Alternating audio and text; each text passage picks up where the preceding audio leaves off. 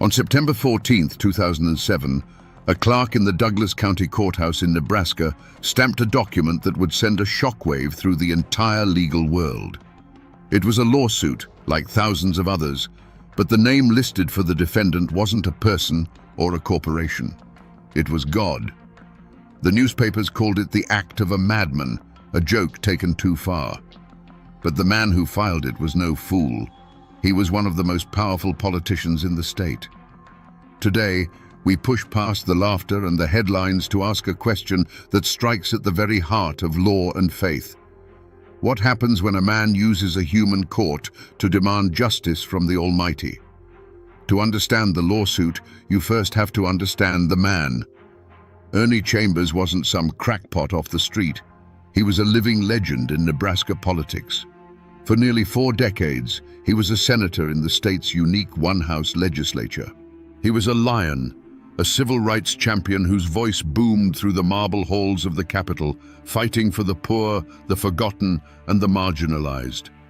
He was known for his razor-sharp mind, his unmatched eloquence, and a stubborn refusal to back down from any fight he believed was just.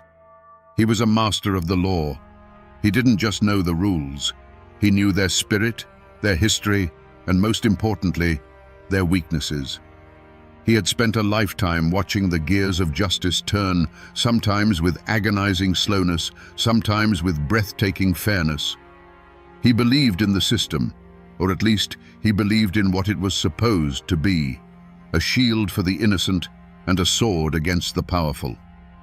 But in the mid-2000s, Senator Chambers saw a sickness creeping into the courts he so respected. He saw lawsuits that seemed to defy common sense, clogging the dockets and turning halls of justice into a circus. People suing for anything and everything, using the sacred process of the law to settle petty grievances or chase easy money. To a man like Chambers, this wasn't just inefficient. It was a perversion, a mockery of the very idea of justice. He felt the system was becoming a parody of itself.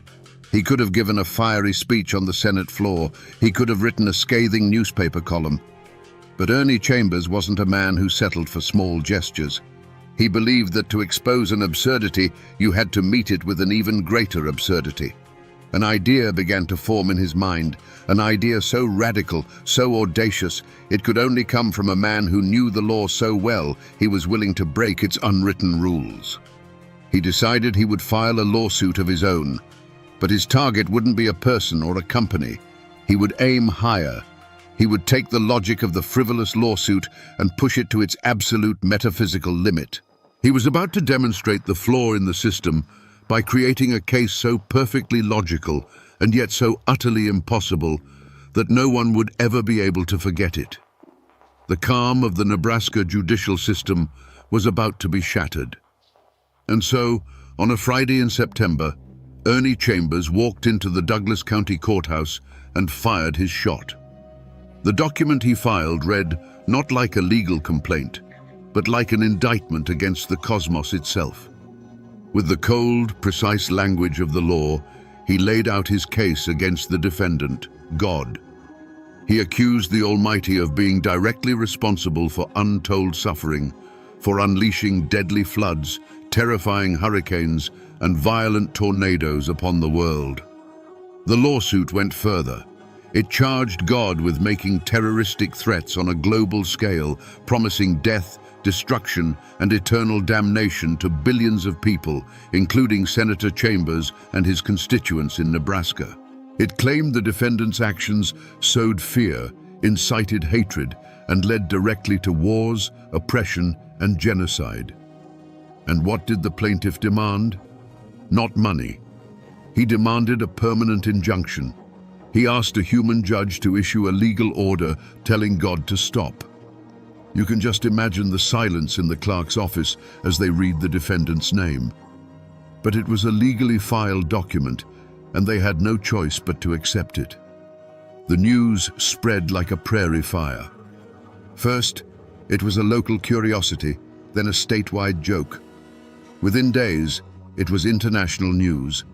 The courthouse was flooded with calls from journalists around the world. Was it real? Was the senator serious?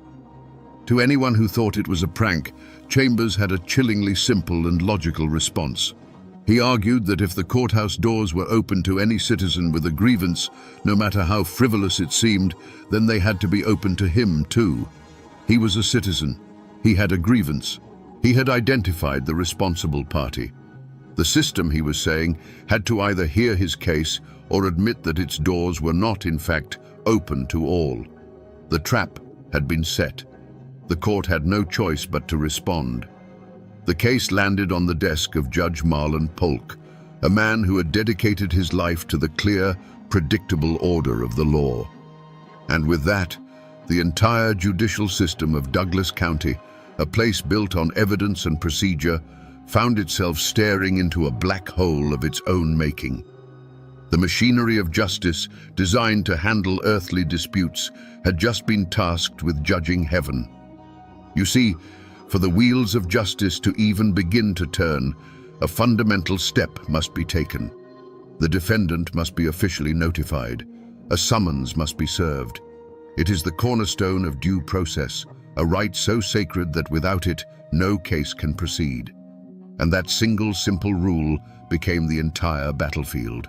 The lawsuit's central question wasn't about floods or tornadoes. It was this: how do you hand a piece of paper to a being who is everywhere and nowhere at once? In the courtroom, Senator Chambers stood before Judge Polk, his face a mask of solemn purpose. He argued with brilliant, infuriating logic. He stated that since the defendant, God, is by definition omniscient, he must already know about the lawsuit. Therefore, a formal summons was an unnecessary piece of human bureaucracy. The court was in a bind. To agree with Chambers would be to make a theological ruling. To disagree would be to ignore the plaintiff's point. Imagine being Judge Marlon Polk, sitting on that bench, the weight of centuries of legal precedent resting on your shoulders. The courtroom wasn't filled with the sounds of chaos. There were no shouts, no struggle. There was only a profound, suffocating silence. It was the sound of a system encountering a problem it was never designed to solve. The air was thick with the tension of an impossible choice. The world's media watched, waiting for the verdict, but the judge was trapped. This wasn't a slaughter of men, but a slaughter of certainty. The weapon wasn't a rifle, but a paradox. Every path the judge could take led to a contradiction. If he dismissed the case as frivolous, he would be violating the principle of open courts that Chambers was so cleverly exploiting. If he allowed it to proceed, he would be throwing the rulebook out the window. The case became a ghost in the machine of justice. It couldn't move forward. It couldn't be dismissed on its merits. The court, an institution of immense power, was rendered utterly impotent. The legal process was bleeding out on the courtroom floor, not from a wound of violence, but from a single, unanswerable question. The mighty sword of the law had struck against the infinite, and it simply stopped. For weeks, the lawsuit hung in the air over Douglas County, a question mark suspended in the halls of justice. The initial shock had given way to a tense, expectant silence. In his chambers, Judge Marlon Polk found himself in a legal no-man's land. He couldn't simply laugh the case out of court. Ernie Chambers was a respected senator, and his legal argument, however bizarre its premise, was technically sound. He was exploiting a loophole in the system's own philosophy of open access. The judge was a man of the book. He searched through volumes of case law, looking for precedent, for any case in history that could offer a sliver of guidance. But there was none. He was searching for a map in a country that didn't exist. The choice before him was monumental. Either he would break the court's own procedural rules, or he would allow a case against God to proceed. Either option would create a legal earthquake. Outside the courthouse walls, the story had become a global phenomenon. Legal scholars debated the jurisdictional paradox on television. Theologians argued the implications of a court even considering the matter. Late-night comedians told jokes, but beneath the laughter was a genuine fascination. Ernie Chambers had done more than file a lawsuit. He had posed a philosophical riddle that caught the imagination of the entire world. And what of Senator Chambers himself? He was the calm at the center of the storm. He gave interviews, not with the triumphant smirk of a prankster, but with the measured tone of a professor. He calmly and patiently explained his reasoning to anyone who asked. He wasn't trying to win, he was trying to teach. He had laid the trap, and now he simply watched as the entire legal world wrestled with it, exposing the very absurdity he had set out to demonstrate. The community wasn't in fear, but in a state of captivated disbelief. The courthouse, normally a place of quiet, everyday dramas, had become the stage for a once-in-a-lifetime spectacle. Everyone was waiting. The silence from the judge's chambers stretched on, but it wasn't an empty silence. It was the silence of a system thinking, of a man wrestling with an impossible problem, preparing to render a judgment that would be remembered for decades to come. And then, the day came. Judge Marlon Polk entered the courtroom, the weight of his decision palpable in the silent, crowded room. This wasn't a trial in the traditional sense.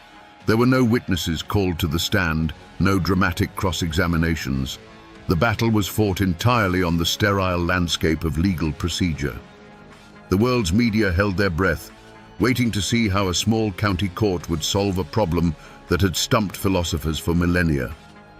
Judge Polk didn't try to answer the unanswerable. He didn't rule on whether God was responsible for hurricanes or whether the lawsuit had merit. He did something far more clever. He found his answer not in theology, but in the mundane, practical rules of civil procedure. He found the one thread that could unravel the entire case without touching the explosive questions at its core. He dismissed the case. But the reason he gave was a masterpiece of judicial logic. He stated that for the court to hear a case, it must first have jurisdiction over the defendant. And to establish that jurisdiction, the defendant must be properly served a summons. Since the defendant, God, had no fixed address and could not be served notice, the court simply had no power to proceed. The case was thrown out not because it was absurd, but because in the eyes of the law, the Almighty couldn't be found. It was a brilliant legal escape. The judge didn't try to slay the dragon. He simply declared that there was no address to send the challenge to. But Ernie Chambers didn't see it as a defeat. He stood before the reporters, a slight, knowing smile on his face. He argued that the judge's ruling was, in its own way, a profound victory for his cause. For the court to declare that it couldn't find God's address, he reasoned, it first had to implicitly acknowledge that there was someone to find. The verdict was in. The law of men had been applied. The system had protected itself by retreating behind its own procedural walls. But was it justice? Or was it the most elegant sidestep in legal history, a moment where the human system of rules looked into the infinite and chose, wisely, to look away? The gavel had fallen, but the real questions were left hanging, unanswered, in the quiet air of the courtroom. The television cameras eventually left Omaha. The reporters filed their last stories, and the world's attention moved on to the next spectacle. But the case of Chambers versus God never truly disappeared. It simply sank into the bedrock of legal history, becoming something of a legend. Today, it's a story told in law school classrooms, a famous case study used to teach the dry-as-dust concept of jurisdiction. It's a ghost story that lawyers tell, a cautionary tale about the absolute limits of the law. As for Senator Ernie Chambers, he didn't fade into obscurity.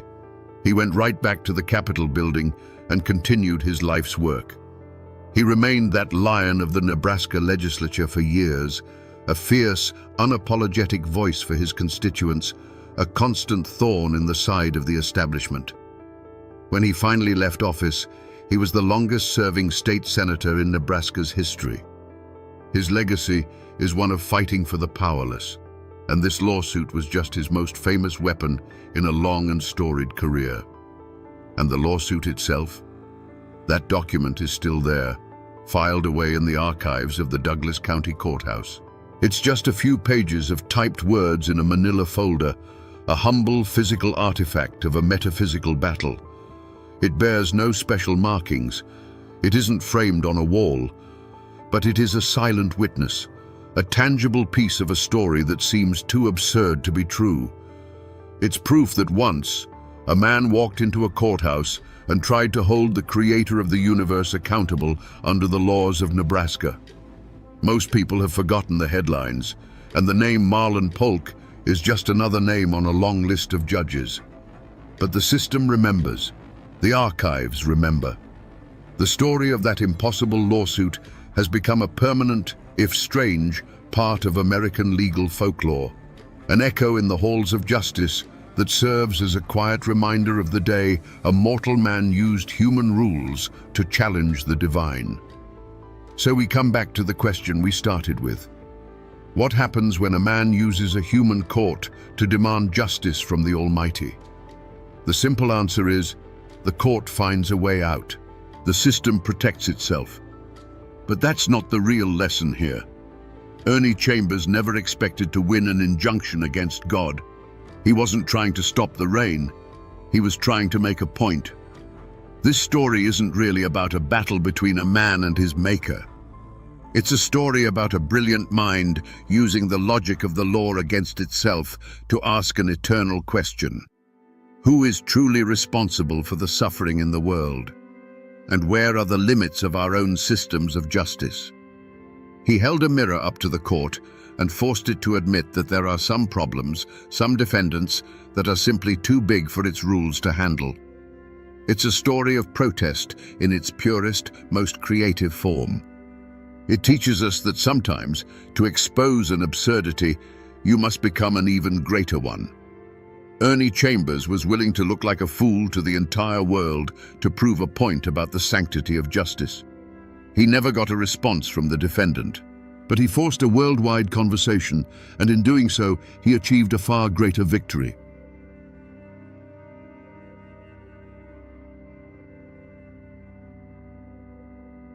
In the stunned silence that followed the storm of gunfire, the people of Huntington, West Virginia, were left with a grim spectacle on their courthouse lawn, the body of a dead stranger.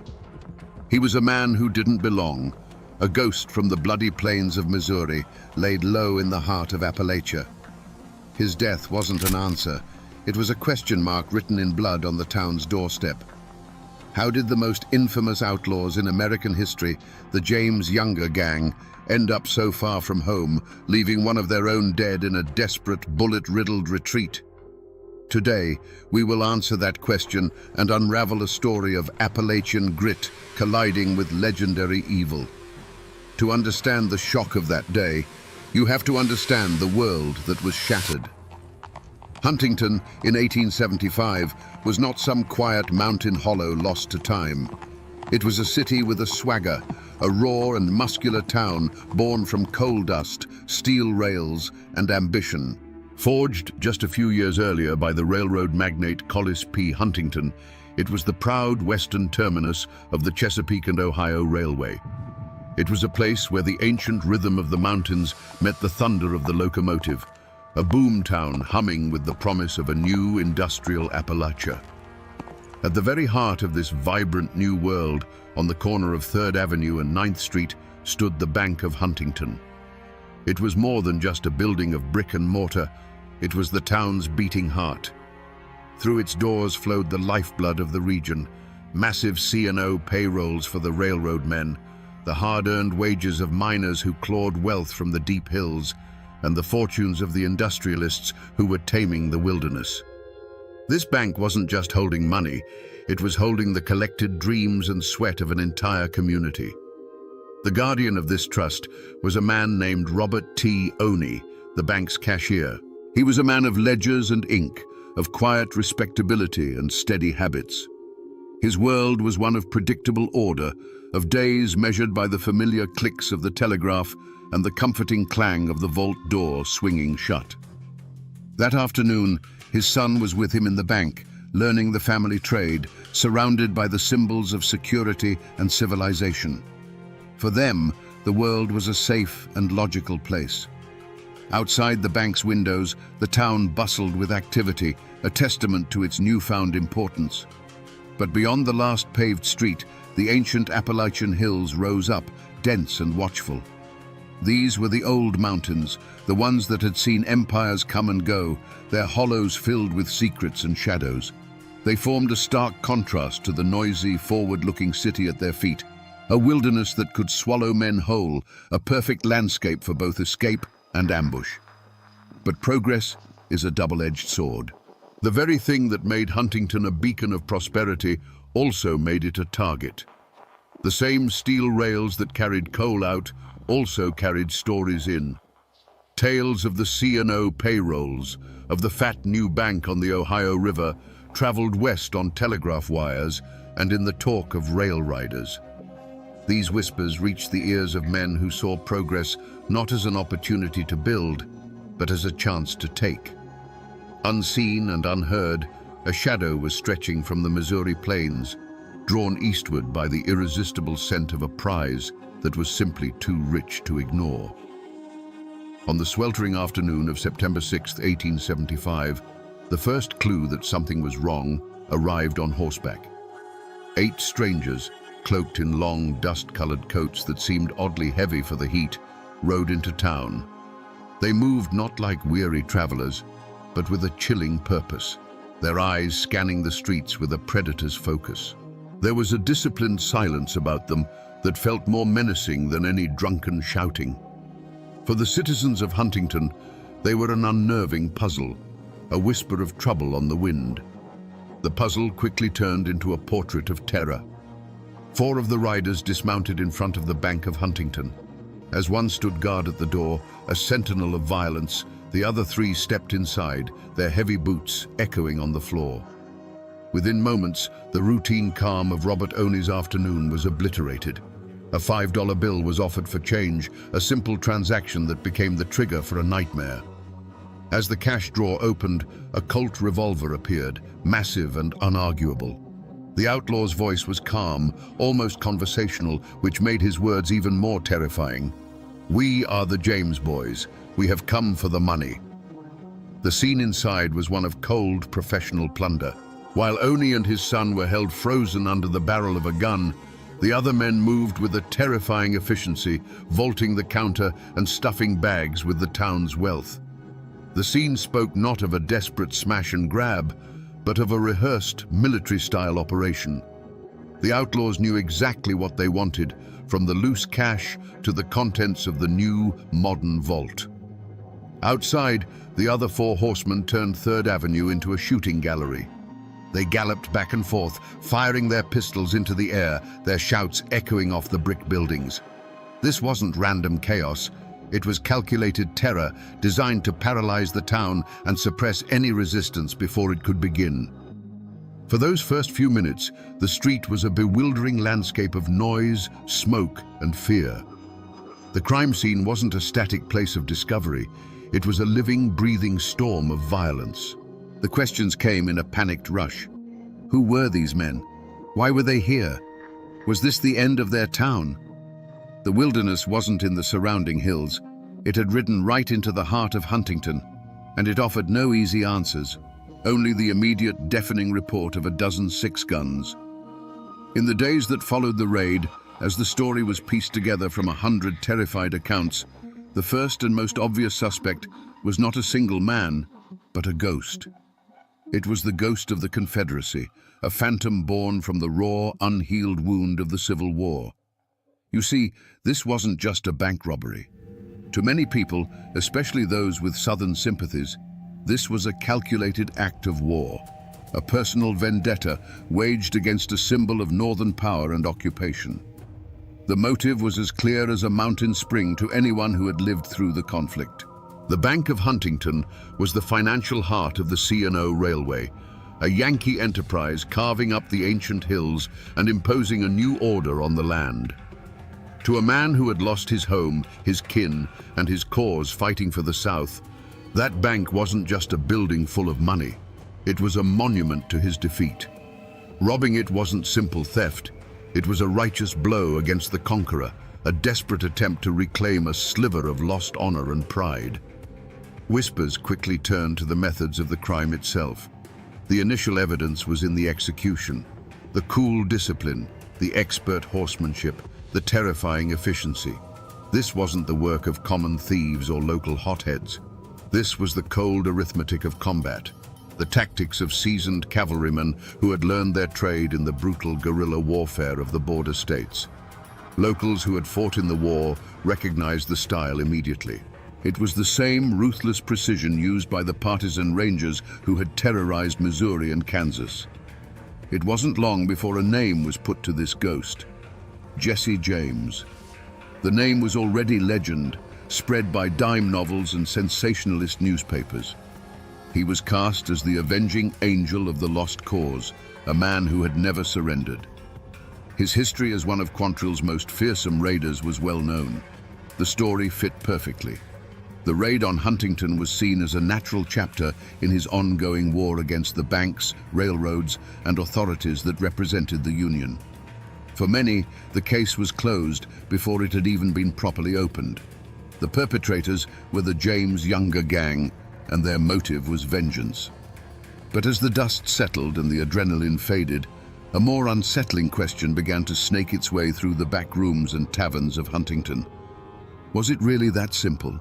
The James Younger gang were ghosts from another world, strangers in this rugged Appalachian terrain. How did they know the exact day the C&O payroll would be in the bank?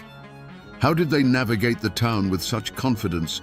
And more importantly, how did they know the perfect escape route? A direct line into the tangled wilderness of Wayne County, where a posse would be useless. The cold, horrifying answer began to form. They couldn't have known. Not on their own. Suspicion began to fall not on a man with a gun, but on a man with a pen. An insider, someone within the C&O Railway or even the Bank of Huntington itself. This suspect had no public feud or bloody history. He was a trusted face, perhaps a quiet clerk who saw the river of money flowing past his desk while his own share was but a trickle. Or maybe a telegraph operator, a man who translated the secret clicks and dashes that detailed the movement of fortunes he could never hope to possess.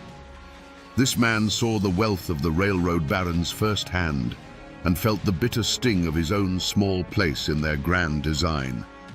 His motive wasn't vengeance for a lost cause. It was the timeless, ugly engine of greed and resentment. He was a man who felt cheated by the very system he served. He saw the easy money waiting in the vault and saw the outlaws from Missouri as a tool, a violent key to unlock a future he felt he was owed. Providing them with a map, a schedule, and the layout of the bank would have been his ticket out of a life of quiet desperation. When re-examined through this lens, the outlaw's actions took on a darker shade. Jesse James's supposed inspection of the new vault wasn't just bravado. It was the remark of a man who had been told to expect it. The gang's immediate and unerring flight to the 9th Street Bridge was no longer a lucky guess, but the execution of a pre-planned route. This theory was terrifying because it meant the enemy wasn't just an external force that had stormed the town. It suggested that a Judas had been living among them all along, a man who had sold his neighbor's safety for a bag of stolen silver. The betrayal, hidden behind a trusted face, felt far more sinister than the open violence of the raid itself. There was, however, a third theory, one that was whispered in the boardrooms and telegraph offices far from the dusty streets of Huntington. This theory suggested the crime wasn't born of Southern pride or an insider's greed, but was a cold, calculated move in a much larger, more brutal war. It was a war fought not with cannons, but with contracts, spies, and when necessary, hired guns. This theory posited that the James Younger gang were not the masterminds, but merely the bloody instrument of a powerful external force. The target, in this version of events, wasn't just the money in the vault. The real target was Collis P. Huntington himself and his burgeoning C&O empire.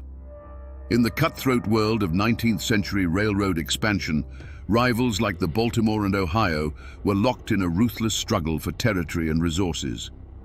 Huntington's success as the C&O's western hub was a direct threat to their interests. What better way to cripple a competitor than to strike at his proudest achievement? A brazen, violent robbery would send a clear message. Huntington is not safe. The C&O cannot protect its own assets. Your investments, your payrolls, your very lives are at risk in this lawless Appalachian outpost. In this scenario, the James gang becomes a scalpel in the hands of a surgeon dressed in a three-piece suit. Someone with deep pockets and a complete lack of scruples could have easily sent a pathfinder like Bill Chadwell to Missouri with an offer. A handsome fee to sow chaos, plus whatever they could carry out of the bank. This would explain the gang's incredible gamble in traveling so far into unfamiliar territory. It wasn't a whim, it was a contract. They were mercenaries hired for an act of corporate terrorism. Looking back, some locals remembered unsettling signs in the months leading up to the raid. They recalled strangers in fine city clothes, men who didn't belong in the rough-and-tumble town, asking pointed questions about railroad shipping times, land values, and the bank's security. At the time, they were dismissed as investors or surveyors. But in the bloody aftermath, their presence took on a sinister new meaning. They were the scouts for an economic predator, the advance guard for an attack designed not just to empty a vault, but to shatter the confidence of an entire city and derail the ambitions of a railroad king. In the minutes after the gang thundered across the 9th Street Bridge, Huntington's shock curdled into pure, unadulterated rage. A posse, a mix of grim-faced lawmen and ordinary citizens turned avengers, plunged into the tangled wilderness of Wayne County. They were fueled by a righteous fury, certain that a swift and bloody justice could be found just around the next bend of the Guyandotte River. They followed the fresh tracks, believing the outlaws' brazenness was matched only by their foolishness for choosing such a difficult escape. Their greatest hope was the wounded rider, the one who had slumped in his saddle. A man that badly hurt couldn't go far, they reasoned. He would slow the others down, leave a trail. They scoured the forest floor for a speck of blood on a leaf, a hastily discarded bandage, any sign of a man faltering. But they found nothing. The tracks led them deeper into a labyrinth of creeks and hollows, a green, suffocating world that seemed designed to hide fugitives. The trail grew cold, the hoofprints scattered and vanished. It was as if the forest itself had conspired with the outlaws, swallowing them whole. Frustrated, the posse turned its attention to the theory of an insider. Suspicion fell on any known Southern sympathizers living in the rugged hills between Huntington and Kentucky. Men who had ridden with the Confederacy were rousted from their farms, their homes searched, their families questioned. But this tactic backfired spectacularly. They were met not with confessions, but with a wall of stony silence. These mountain folk, already distrustful of authority, closed ranks. Every question was answered with a shrug, a blank stare, or a muttered, "I saw nothing."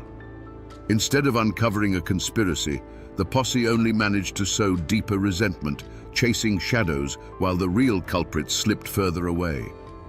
Days later, they straggled back into town, their horses lame and their spirits broken.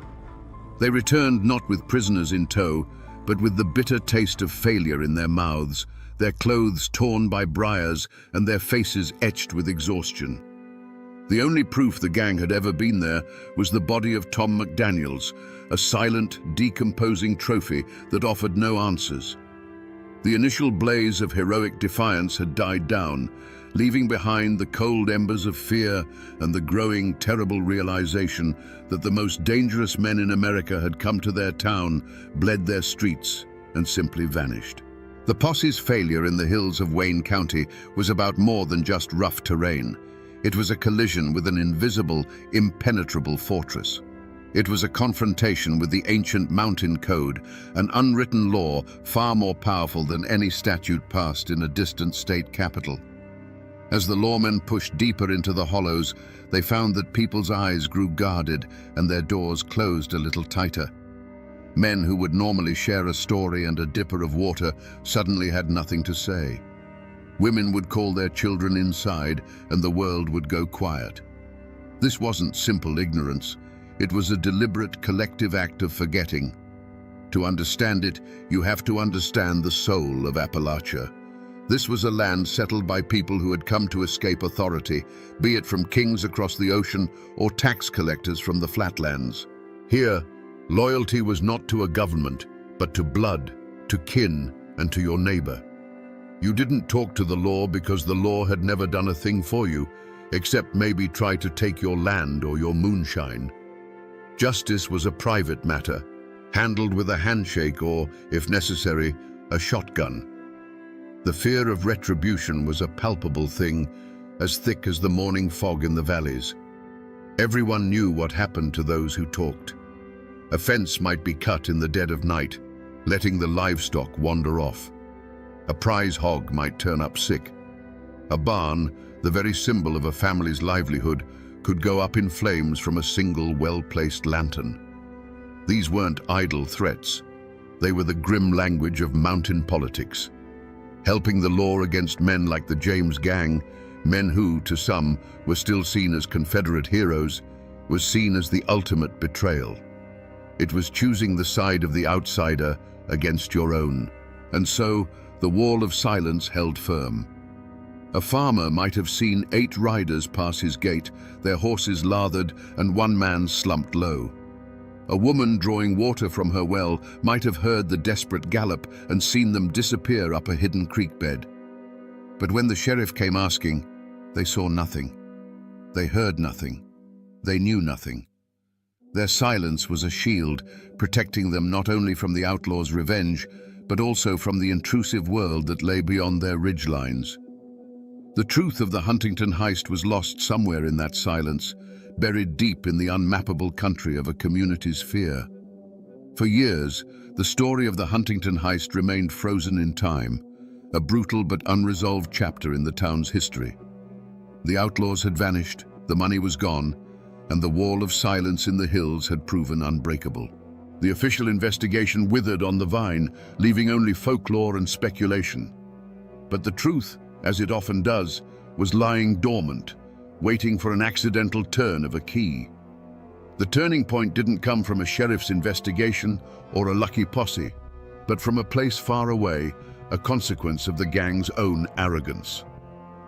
1 year later, in September of 1876, the James Younger gang rode into Northfield, Minnesota, expecting another easy conquest. Instead, they rode into a buzzsaw. The townspeople fought back with a ferocity that dwarfed even Huntington's resistance.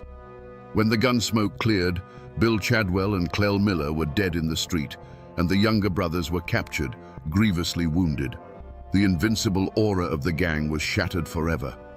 It was in the aftermath of this disaster that the forgotten clue from Huntington finally resurfaced, not as an object, but as a confession. Held in a Minnesota jail, facing a lifetime of hard labor, Cole Younger began to talk. He spoke of the gang's history, their motives, and their methods. When questioned about the audacious raid so far to the east, he confirmed the long-held suspicion. He admitted that the gang had indeed robbed the bank in Huntington, West Virginia. He spoke of the fierce street fight and the desperate flight into the mountains. Most importantly, he gave a name to the man who lay in a pauper's grave on the courthouse lawn, Tom McDaniels, a trusted member of their deadly fraternity. This confession was like a lightning strike in the dark. It traveled back to Huntington on telegraph wires, a voice from a Minnesota prison cell that finally broke the Appalachian silence.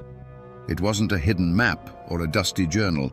It was the unvarnished truth from the mouth of one of the perpetrators.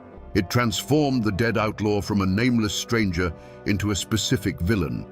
It validated the stories of the townspeople who had fought back and confirmed that they had faced down the most legendary criminals of their age. The confession didn't recover the stolen money or reveal any local conspirators, but it provided something just as valuable: certainty. The ghost that had haunted Huntington for a year finally had a face. For a full year, the identity of the Huntington Raiders had been a ghost story, a legend told with a mix of fear and a strange, grudging respect. The name Jesse James was on everyone's lips, but it was a name spoken like a folktale character, a boogeyman from a distant land. There was no proof, only the chilling style of the crime and the whispers that followed. The town was left in a state of suspended animation, knowing they had been violated, but unable to officially point a finger at the specters who had ridden through their streets. The unmasking, when it came, was not a sudden discovery, but a cold, hard confirmation that the legend was terrifyingly real. The news from the Minnesota jailhouse swept through Huntington like a cleansing fire. Cole Younger's confession was the final, irrefutable piece of the puzzle.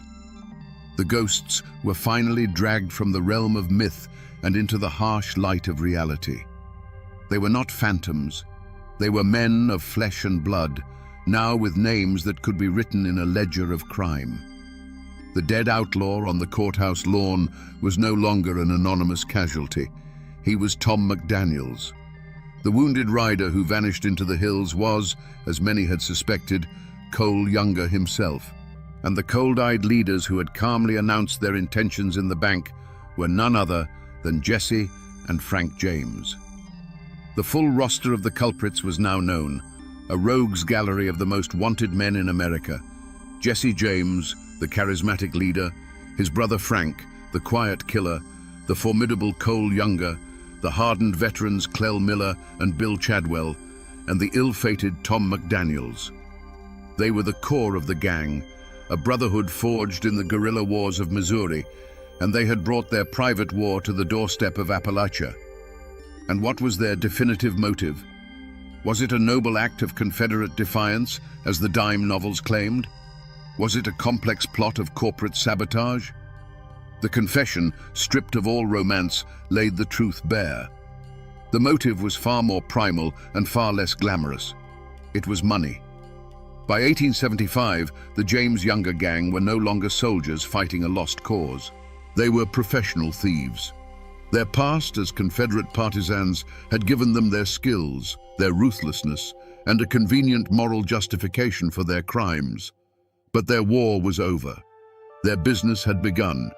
The C&O payroll and the bank's deep vaults were simply the largest, most tempting prize they had heard of in years. The raid on Huntington was a strategic business decision. They were drawn east, not by ideology, but by the scent of a fortune. The polite manners, the supposed Robin Hood persona, it was all a carefully crafted myth, a public relations campaign for a gang of killers. The unmasking revealed that beneath the legend of the Southern Avenger was the cold, simple heart of a predator. Huntington was not a symbol to be defied.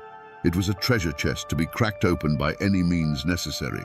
The afternoon air inside the Bank of Huntington was thick with the lazy heat of late summer, smelling of paper and brass polish. That peace was shattered by the thud of heavy boots. As Robert Oney looked up, the world tilted. The man across the counter offered a $5 bill, but his eyes were cold, holding no warmth of commerce. As Oney's hand went to the cash drawer, the outlaw's hand went to his coat. There was a soft whisper of leather, and then the massive dark eye of a Colt revolver was staring at him. The hammer being cocked was the loudest sound Oney had ever heard, a metallic click that sealed the moment in time. A calm voice cut through the silence, and the world of order and ledgers was gone, replaced by the simple, brutal law of the gun. Oney and his son could only watch, frozen in a state of primal fear. The raiders moved with a terrifying grace, a ballet of plunder. They vaulted the teller's cage as if it were a pasture fence, their long coats flaring. There was no fumbling, no hesitation. Their hands, accustomed to reins and triggers, swept stacks of currency and coins into canvas sacks with a rustling, clinking sound that was a sickening parody of a normal bank transaction. One of them paused to look at the new vault, the town's pride, and spoke a few words of mock admiration before emptying its contents.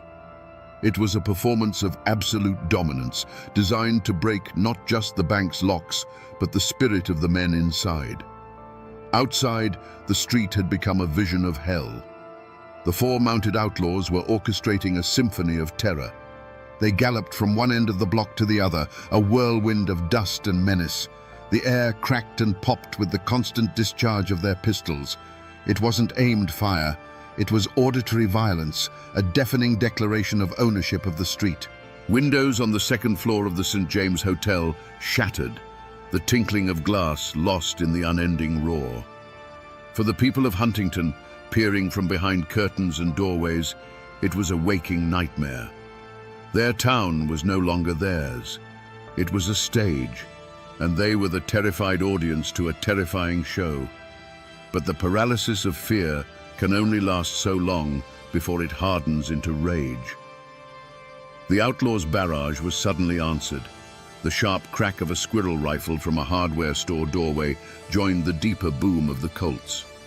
A window flew open above the dry goods store, the glint of a shotgun barrel appearing for a second. The symphony of terror became a discordant duel. The air, already thick with smoke, grew hazy, a rolling fog of battle that obscured figures and turned the street into a landscape of lethal guesswork. The hunters had, in a shocking turn, become the hunted. As the gang burst from the bank's doors, their bags heavy with loot, they ran headlong into this new reality of organized resistance. They were no longer performers on a stage, but soldiers caught in an ambush. In the chaotic scramble for their horses, amidst the rolling cloud of gunsmoke, one of the riders suddenly stiffened, a marionette whose strings had been cut. He pitched sideways from his saddle without a sound and fell, a dark, motionless shape against the bright dust of the street. His panicked horse, now riderless, bolted after the others. In that same hail of unseen lead, another rider lurched forward, grabbing the pommel of his saddle as if struck by a giant, invisible fist. His hat flew from his head, but his powerful frame clung to the horse, his body contorted in a silent struggle against an unseen force. He did not fall. The remaining outlaws dug their spurs into their mounts, their disciplined operation now a frantic, desperate flight. They thundered towards the 9th Street Bridge, a mad dash for the safety of the wilderness, leaving the echoes of their violence hanging in the air. When the last hoofbeat faded, a ringing silence descended upon the street. The smoke slowly drifted away on the afternoon breeze, revealing a scene of surreal stillness. Shattered glass glittered on the boardwalks, and there, in the middle of the street, lay the still form of Tom McDaniels, a final, grim testament to the fact that on this day, the people of Huntington had fought back. In the aftermath of the raid, there was no grand trial in Huntington. There was no solemn judge, no jury of 12 peers, no eloquent lawyers arguing points of law. The only trial that ever mattered for the James Younger gang in West Virginia took place in a 90-second span of chaotic gunfire on 3rd Avenue. The jury was a hardware store owner with a rifle, a clerk with an old army pistol, and a dozen other anonymous citizens who decided that their town was worth defending. The verdict for Tom McDaniels was delivered not by a foreman, but from the barrel of a gun, a swift and final judgment that required no appeal. Instead of a courtroom, the town had the courthouse lawn. McDaniel's body was dragged there and put on display, becoming a gruesome pulpit from which the town preached a silent sermon of defiance. Crowds gathered to stare, their faces a mixture of grim satisfaction, morbid curiosity, and lingering fear. This was justice in its most raw and primal form, a public spectacle meant to reassure the community that an invader had been repelled and a price had been paid.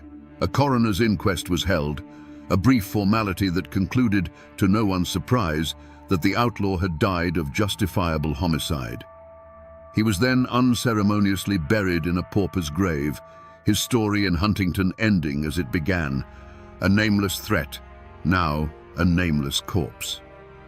The real legal reckoning came a year later and hundreds of miles away in a Minnesota courthouse. It was there that the captured Younger brothers faced a formal system of justice. There was no defiance in their demeanor, only a stoic, weary acceptance of their fate. Cole Younger, in particular, was calm and cooperative, his confession providing the final, authoritative chapter to the Huntington raid.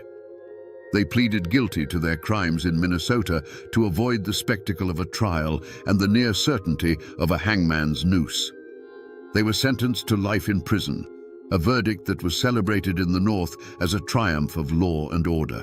But for the people of Huntington, it was a distant echo, a hollow victory. The Youngers were being punished for Northfield, not for the terror they had inflicted upon West Virginia.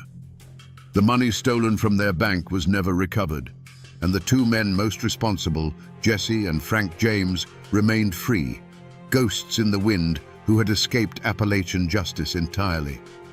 And so, the final verdict for the Huntington heist was a deeply unsatisfying one: an empty chair at the defendant's table. Jesse James would eventually be killed by a traitor in his own gang, and Frank would surrender and, through legal maneuvering, walk away a free man. No member of the James Younger gang was ever convicted or even formally charged for the crime committed in Huntington. The town had won the battle in the street, but the masterminds of the war had gotten away clean. A bitter injustice that still lingers in the hills, a story of a crime that was punished but never truly prosecuted. The gunsmoke over Huntington eventually cleared, but the lives it touched were never the same. The raid was a flash of lightning that left a permanent afterimage burned into the soul of the town and its people. For Huntington itself, the brutal afternoon became a defining moment. It was a scar that, over time, became a badge of honor. The city was no longer just a proud boomtown of the railroad. It was the town that had stood up to the James gang and drawn blood. The men who had grabbed their rifles and fought back became local legends, their stories told and retold until they became a part of the city's foundation myth, a testament to the fierce, self-reliant spirit of Appalachia. For Robert T. Oney, the cashier who stared down the barrel of that Colt revolver, life was cleaved in two: the quiet, orderly life before the raid and the rest of his days after. He had looked into the eyes of the most famous outlaws in America and survived. He carried that memory with him always, not as a source of fear, but as a quiet mark of resilience. He remained a respected figure in Huntington, a living link to that historic day, a man who had been at the very epicenter of the storm and had held his ground. But the fates of the outlaws were also irrevocably altered. You see, for the James Younger gang, the Huntington heist was a victory that planted the seeds of their destruction. It was here, in these Appalachian hills, that they first encountered a civilian population that was not easily cowed, one that would fight back with lethal fury. The death of Tom McDaniels and the serious wounding of Cole Younger were a shock to their system. They had won the money, but they had been bloodied and forced into a desperate, humiliating retreat. It was a dress rehearsal for their own funeral. 1 year later, emboldened by their success but failing to heed its warning, they would face that same citizen rage in Northfield, Minnesota, a fight that would shatter the gang forever. The cloud of suspicion about an internal betrayal eventually faded, but it left a lingering chill. The raid forced the community to look at itself, to wonder about the loyalties of their neighbors in a way they never had before. It strained the delicate trust that holds a town together, a wound that healed slowly over time. The raid became a shared trauma, and in surviving it together, Huntington forged a stronger, harder identity. And what of the masterminds? The James brothers, who had escaped West Virginia's justice, could not outrun their own violent destiny. Jesse James, the charismatic leader, would be shot in the back of the head years later by a coward in his own gang, killed for a reward. Frank James, the quiet brother, would eventually surrender and, through a series of controversial trials, live out his days as a farmer and a reluctant celebrity, a ghost from a bygone era of American violence. Their lives and the lives of everyone they touched that September day were forever intertwined, bound together by the echoes of gunfire on a Huntington street. If you stand on the corner of 3rd Avenue and 9th Street in Huntington today, you won't see the bank that the James gang robbed. That building is long gone, replaced by the glass and steel of the modern city. But while the bricks have vanished, the story has soaked into the very ground beneath your feet. The memory of that day doesn't live in a monument. It lives in the whispers that still drift through the Appalachian air. This is a story that has become a permanent part of the region's folklore. Ask an old-timer about it, and their eyes will light up. They'll tell you the enduring legend of Cole Younger, wounded and barely clinging to his horse. The tale goes that he was secretly taken in by a Confederate sympathizing doctor deep in the hills of Wayne County, nursed back to health in a hidden cabin while the posse searched fruitlessly. There's no hard proof, of course, but in these mountains, a good story holds its own kind of truth, a truth about loyalty and the old codes that never really die. And then there's the gold. Like a promise whispered on the wind, the legend of buried treasure persists. For over a century, people have believed that in their frantic escape, the gang was forced to bury a portion of their heavy loot somewhere in the tangled wilderness between Huntington and the Kentucky border. Treasure hunters, armed with folk tales and a stubborn hope, still comb the creek beds and scour the hillsides, searching for Jesse James's Appalachian gold. The most tangible trace of that day is a void. Somewhere in Huntington, in an unmarked pauper's grave, lies the dust of Tom McDaniels, a permanent silent resident from Missouri. And the bridge they crossed is gone, replaced by a modern span of concrete. But the real echo through time isn't made of stone or bone. It's the hollows and creek beds of Wayne County, the very landscape of the escape.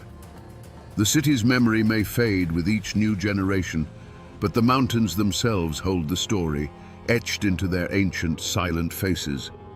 They remember the thunder of hooves, and they've kept the secret of that desperate ride ever since. We began this story with a question mark written in blood on a courthouse lawn. How did the most feared outlaws in America end up so far from home, leaving one of their own dead in a West Virginia street? We know the answer now. They were drawn here not by the ghosts of the Confederacy, but by the simple, powerful magnet of greed. They came for the C&O Railroad's gold, believing their own legend would be enough to paralyze a town with fear. They misjudged their target. They expected to find timid sheep, and instead found a den of wolves. But the true lesson of the Huntington heist is not about the audacity of the James gang. It is about the ferocious courage of ordinary people. This is a story of how a young Appalachian city, barely 4 years old, refused to play the part of the victim. It's a story that proves that history isn't just written by famous men with guns. It's forged in the split-second decisions of nameless citizens who decide that enough is enough. The iron will of the men and women who carved a life from these mountains proved to be a far more formidable weapon than any outlaw's revolver. So the next time you hear the romantic tales of Jesse James, the Robin Hood of Missouri, remember the truth of what happened here. Remember the hardware store owner with his rifle, the cashier who refused to break, and the town that bled but did not bow. This is a story of how character is revealed by chaos, and how a community's soul can be forged in the crucible of 90 seconds of gunfire. It's a testament to the enduring, unshakable spirit of these hills. And now, my friends, you know the rest of the story, or at least as much of it as the mountains are willing to give up.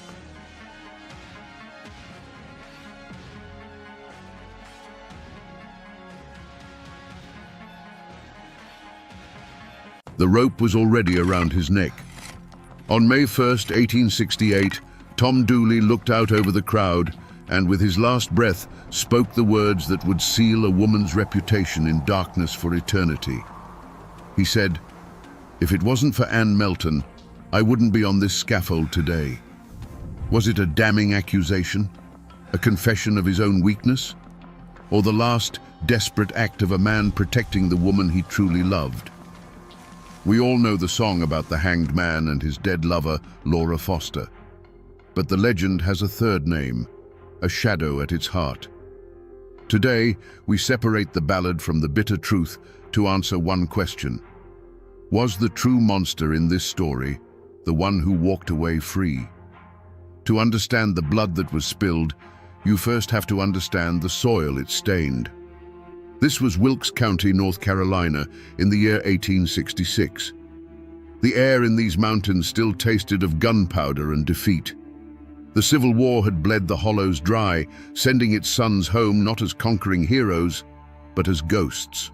Men returned to find their farms overgrown, their families gaunt with poverty, and a silence in the valleys that felt heavier than before. Life was a stubborn, grinding affair, measured by the seasons and the sweat of your brow. It was a world of hard work, quiet faith, and passions that, once stirred, ran deeper and faster than any mountain creek.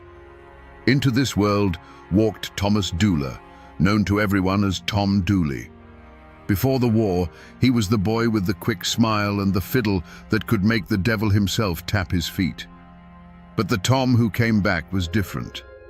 He'd survived the living hell of Point Lookout prison camp, and the experience had burned something out of him, replacing it with a reckless charm and a darkness in his eyes. He still played the fiddle, but now the tunes seemed wilder, more desperate, as if he was trying to drown out memories that followed him from the battlefield. At the unshakable center of Tom's world was Anne Pauline Melton. She was Laura Foster's cousin, married to a quiet farmer named James Melton, a man who seemed to exist only in her shadow. Anne was not just beautiful, she was a force of nature.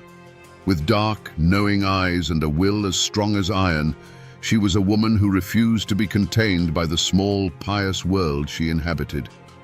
Her affair with Tom Dooley was the worst-kept secret in Elkville, a blazing fire that everyone saw, but no one dared try to put out. It was a passion born long before the war, and it had only intensified upon his return. And then there was Laura Foster, younger, fairer, and by all accounts of a gentler nature than her cousin Anne. She was a girl on the cusp of womanhood, with dreams that were likely as simple as they were sincere: to be courted, to be married, to build a life. She, too, fell under the spell of the handsome, haunted fiddle player. In her, Tom perhaps saw a chance at a different kind of life, a peace he could never find with the tempestuous Anne. For a time, this fragile, dangerous balance held. Life went on. James Melton ploughed his fields, pretending not to know. The community whispered behind their hands at church and at the general store. Anne held court, the queen of a tiny, isolated kingdom, with Tom as her devoted, reckless knight. And Laura Foster watched from the edges, her heart full of a hope that was about to turn deadly. They were all caught in a web of love, jealousy, and obligation, unaware that the world they knew was about to be burned to the ground. But the war had sent home more than just broken men. It sent home a sickness, a blood taint that traveled in silence. It was an unseen enemy, carried in the veins of a soldier, that would soon become the catalyst for an act of brutality that would leave these mountains forever scarred. The storm was coming, and no one even saw the clouds gathering. The Fosters, the Meltons, the Doolers, these were not new names in the Blue Ridge Mountains. Their roots ran as deep as the ancient oaks, clinging to the rocky soil for generations. They were descendants of the first Scots, Irish, and English settlers who pushed into these wild, unforgiving hollows in the late 1700s. They came seeking land of their own and a life free from the meddling of kings and governments.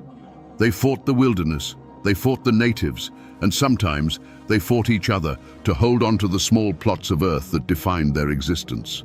This land wasn't just property, it was a testament to survival paid for in sweat and blood. Every creek, every ridge, every dark stand of timber was tied to a story, a birth, a death, a memory.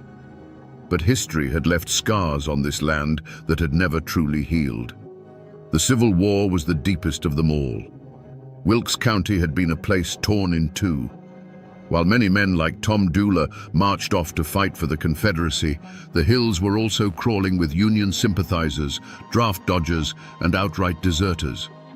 It was a war fought not just on distant battlefields, but in hushed conversations and suspicious glances between neighbors.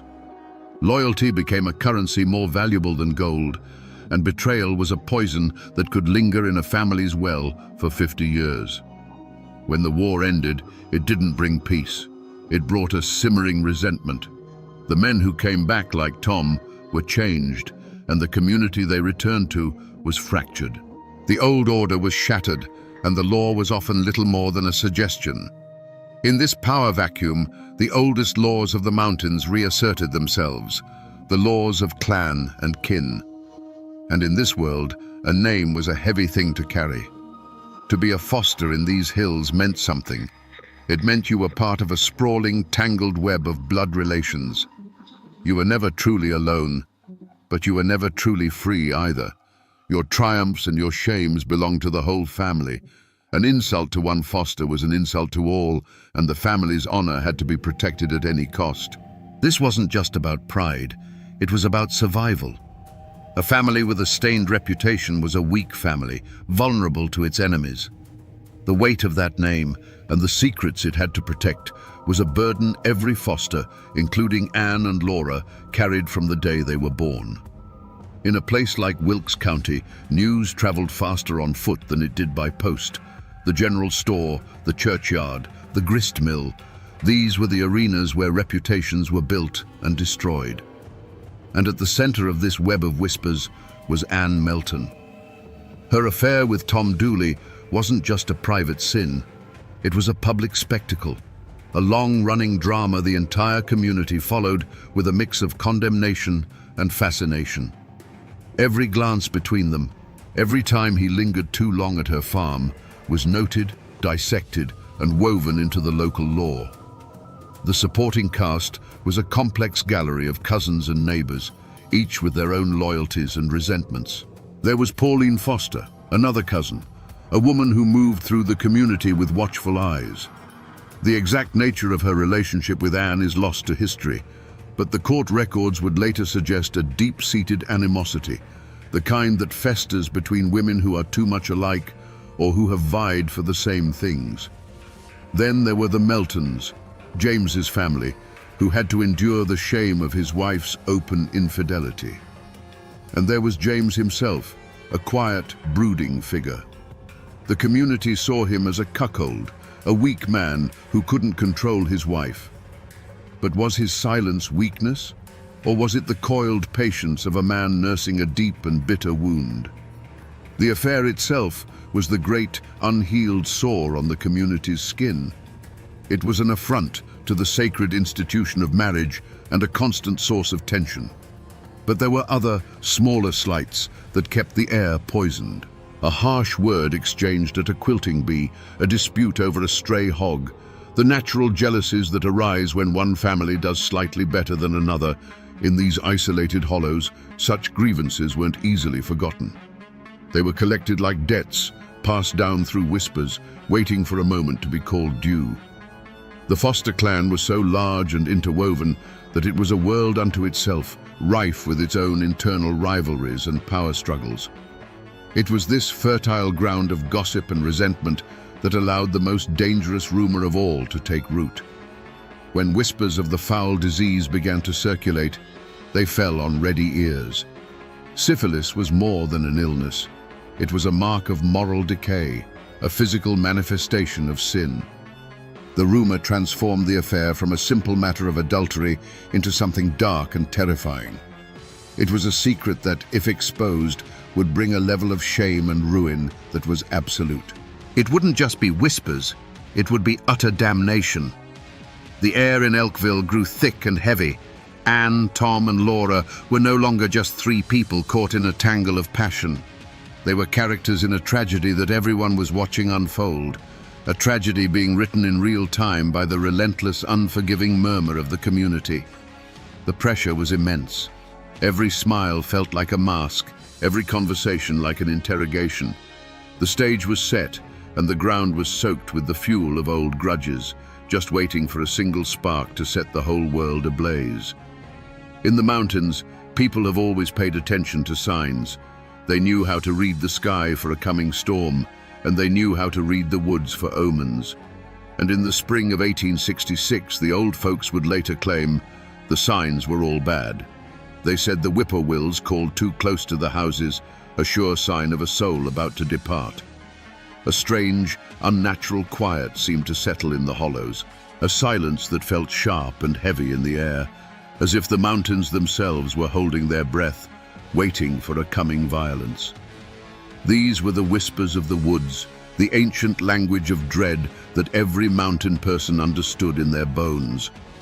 The true omen, however, was not a bird or a dream. It was a human one. It was the change that came over Laura Foster. The young, hopeful girl disappeared, replaced by a woman who had been handed a death sentence. When Laura learned she was sick and understood the shameful truth of how she'd gotten that way, the desperation must have been absolute. She was no longer just a spurned lover. She was a victim facing a slow, ugly decay. And she was not going to suffer that fate alone and in silence. Her threat to expose Tom, and by extension the married Anne Melton, was not the blackmail of a schemer. It was the last, defiant cry of a girl whose life had been ruined. That cry was a prophecy, and it spelled doom for Anne. Anne Melton would have felt it most of all. She was too sharp, too aware, not to see the abyss opening up before her. The whispers of the community were no longer just background noise. They were the sound of a trap being sprung. The easy power she held over men, the carefully constructed life she had built with her husband James, the fragile respectability she clung to, it was all about to be consumed by scandal and disease. She must have felt a cold knot of dread in her stomach that never went away. A premonition that the poison that had entered their lives had finally reached the heart. The walls of her world were groaning, and she knew that soon they would either come crashing down on top of her, or she would have to tear down someone else's first. The dam of whispers and threats was about to break. On a bright May morning, Laura Foster made her move. She walked out of her family's home, went to the barn, and saddled her father's mare. She told her family she was leaving to elope with Tom Dooley. This was it. This was the final desperate gamble of a girl who had nothing left to lose. It was not just a flight of romantic fancy, it was a public declaration, an act of defiance that would force every secret out into the sunlight. By riding away to meet Tom, she was setting the entire fragile world on fire. For Tom Dooley, this was the moment of reckoning. He was caught between two worlds, between the fiery, possessive love of Anne and the desperate, righteous claim of Laura. He had made promises to both. Now, Laura was calling in his debt. He had to meet her. He had to face the consequences of his actions. We'll never know what was in his heart on that day, true love for Laura, a sense of duty, or the fear of a man being led into a trap. But we know he went to the rendezvous. His fatal indecision, his inability to untangle the web he had woven, placed him squarely on the path to that shallow grave. The news of Laura's departure must have struck Anne Melton like a physical blow.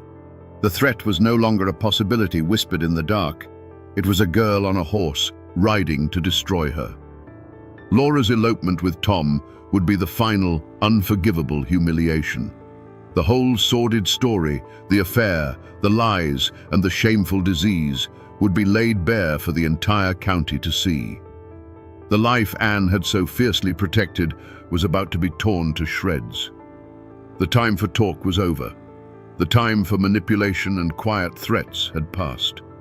A choice had to be made right there on that spring morning.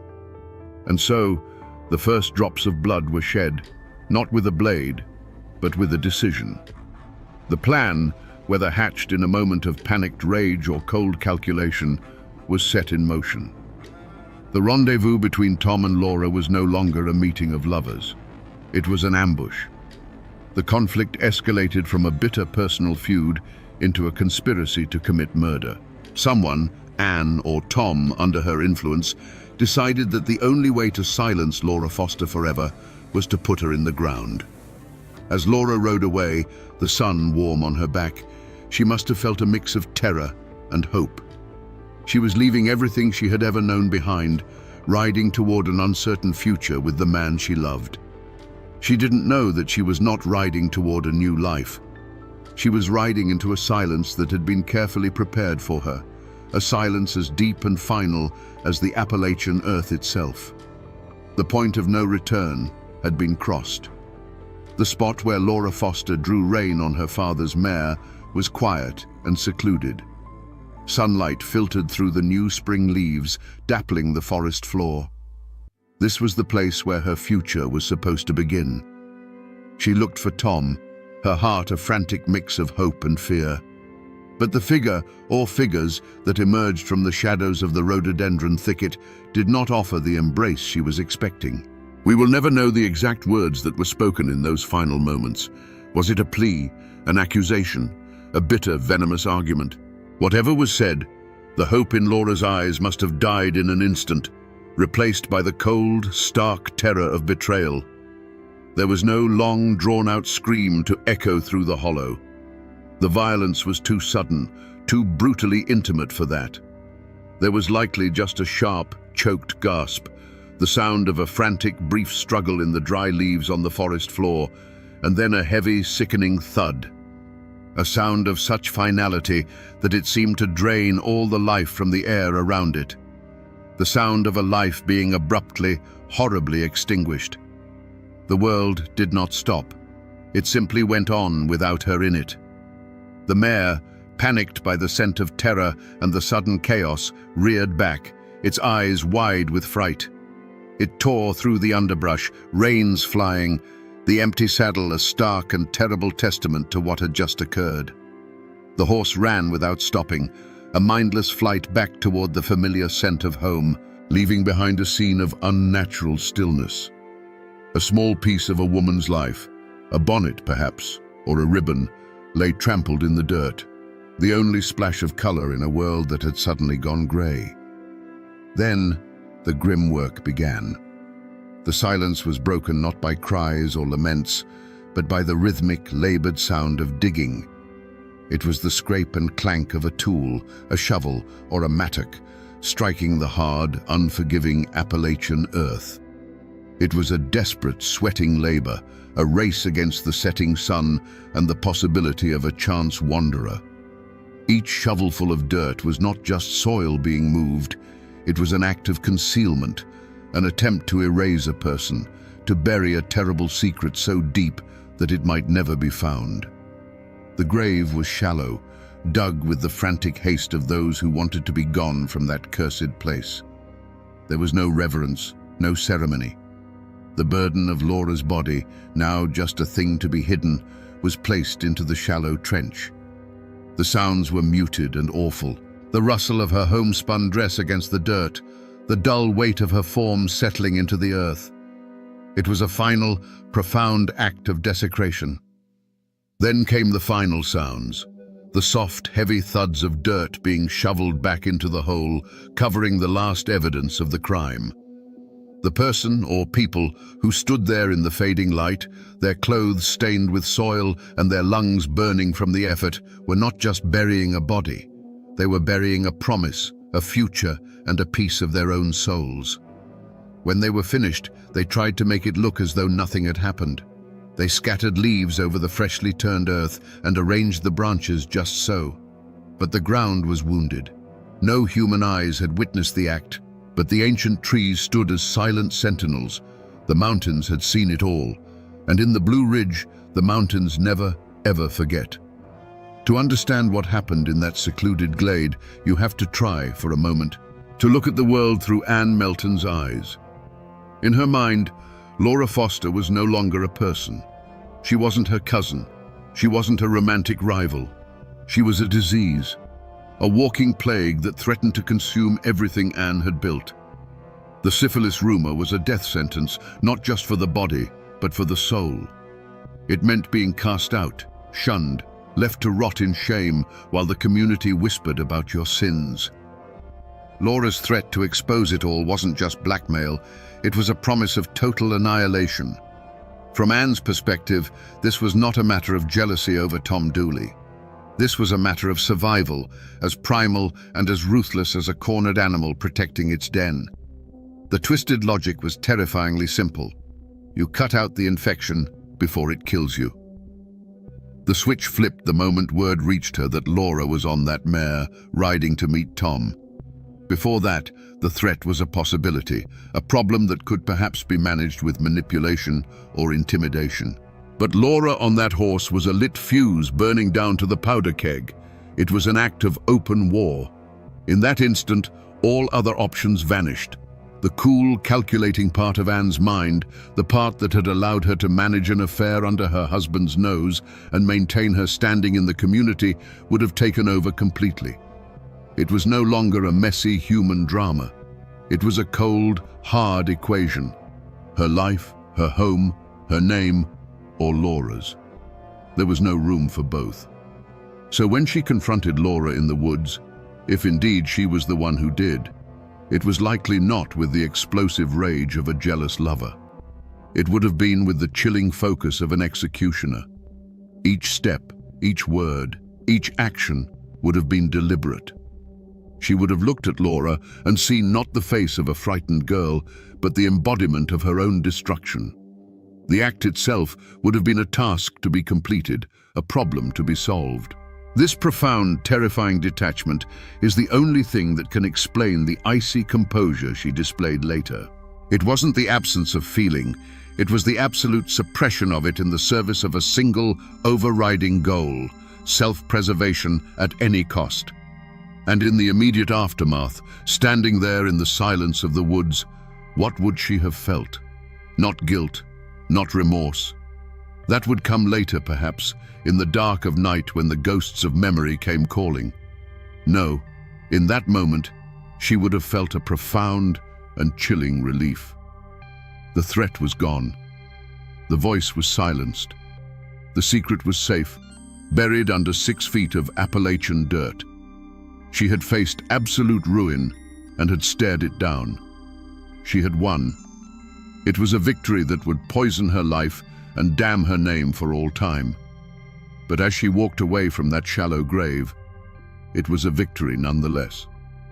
The first sign that the world had broken was the sight of a horse. Wilson Foster's mare came trotting back to the farm late that afternoon, alone. Its coat was slick with sweat and streaked with mud.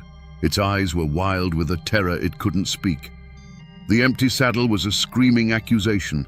A father's heart knows a specific kind of cold dread, and as Wilson Foster caught the reins of the panicked animal, that coldness flooded his veins.